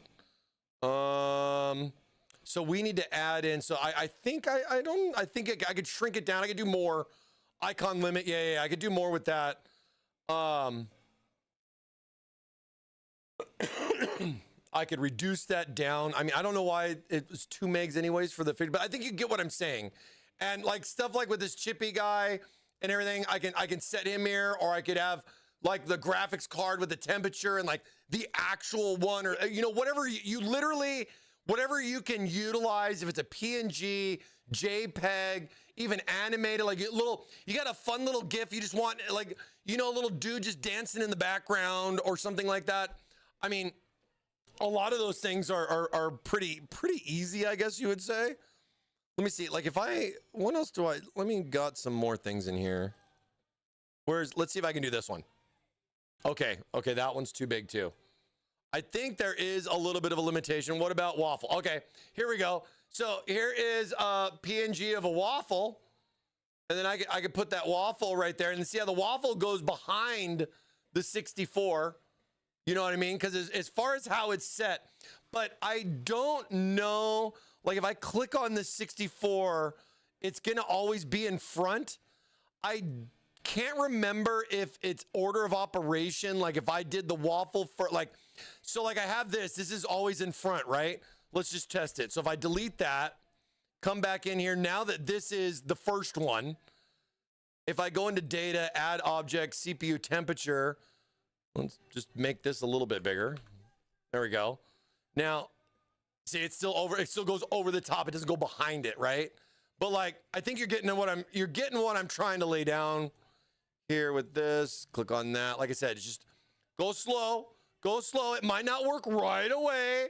It might not be like super clickety, but either way, you can kind of do like fun little stuff like that. Go like this. We'll save as. So we got that in there. We'll come back here to this. I'll click on that. And then there we go. There's my 63, and you can see it's in real time. My little Waffle dude right there. And then I can sit there and I can put this anywhere that I want in the screen. Now, you also have the ability to flip it. So I can click the flip it, and it's going to go in more of a vertical format like this.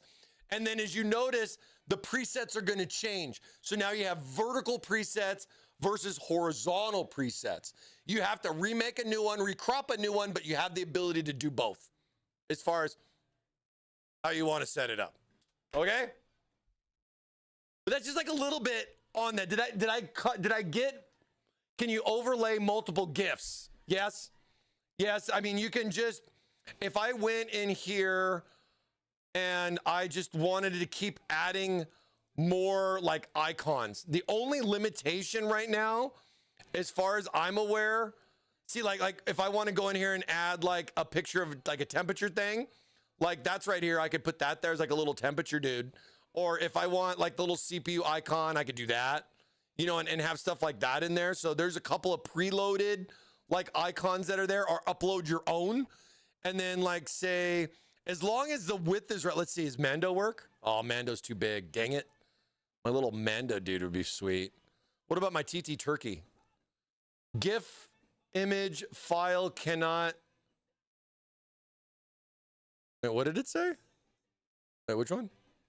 Cannot be selected. So I still think there's some things that we need to work out on certain things with it, but I think this has come a long way in regards to what we had before versus what we have to, you know, like today. Like this has changed so much, guys. Oh, you can't even freaking see the screen. Damn it. I'm sorry. But yeah, like being able to add in and do more things. Look how free this is. You know, it also has like a very interesting feature too. Well, let me get rid of the icon. Like if I click on the 62, if I think if I double, no, it's not a double click. There's some other way, like I've found a way to like be able to like snap it over one way or the other, but I think clicking and dragging will probably just be the more straightforward solution for a lot. And then just being able to kind of move it around, resize it, fit, set it, however you want to set it. Just make sure you understand, you got to save. Just make sure before you click this arrow, you click save. It's important. And then, yeah, you can have something like that. Go back like that. And then see how this one right here. Now, see how this was set up? Depending on like the orientation of this, right? That's what this rotation, screen rotation. So if I want it right side up, just flip it. Easy. So rotation options, brightness options, flip, horizontal, vertical mode. It's got a lot.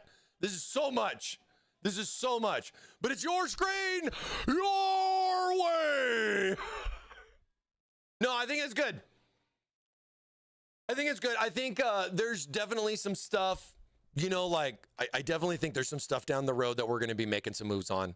I think Computex is going to be a big, you know, hey, what's new? Hey, what's next? What's coming? You know, we're going to have Minecube on display and everybody's going, oh, Minecube's there. But what have you guys done since Minecube's been out? You know, so I think there's going to be a lot of fun stuff there to talk about. You know, a lot of good things to kind of cover as far as like, you know, what are we going to do with this, or what are we going to do with that? I mean, there's a lot there, man. There's a lot there. I think it's going to be some good stuff, though. I think it's going to be some good stuff. But yeah, I think that's going to do it for me today. I'm going to miss you guys. We're going to be off for a couple of weeks. I really appreciate you guys hanging out here after Waffle to kind of check out some of the software stuff and everything. There's so much more. We've barely scratched the surface. I think there's a lot of things that we can add as we go forward along with this. I really hope you guys liked how I set up to be able to troubleshoot a couple of things and be able to showcase some stuff with you. At the same time, just having a, you know, we still working over here, baby. We got that, even though like that emote popped up right at the right time, but there we go. Your cube, your way. Here, and more and more options. We're trying to get out. It's free software, no subscriptions. Get those subscription stuff out of there. You don't need that. And I mean, ideally at the end of the day, you're going to mess around with this for a little bit, kind of set it and forget it. You're just going to set it and forget it. Boom. That's it. Done. It's there. I'm going to reboot my system. It's going to be there. Well, as long as you have auto start turned on. You know what I mean? We talked about that. All right. You guys take care. I got a 14-hour flight ahead of me and so much fun. It's going to be a blast hanging out in Taiwan. It's going to be great to be able to see friends in the industry, as well as be able to present some of our newest things to media coming here starting on June 2nd through the 5th for Computex 2026. All right, you guys have a great one. Again, much love from your boy ThermalMike. I'm going to miss you guys on Wednesdays, but I'm definitely not going to not think about you. I'll be wearing my Hump Day shirt on Wednesday, even though it's not Wednesday for you.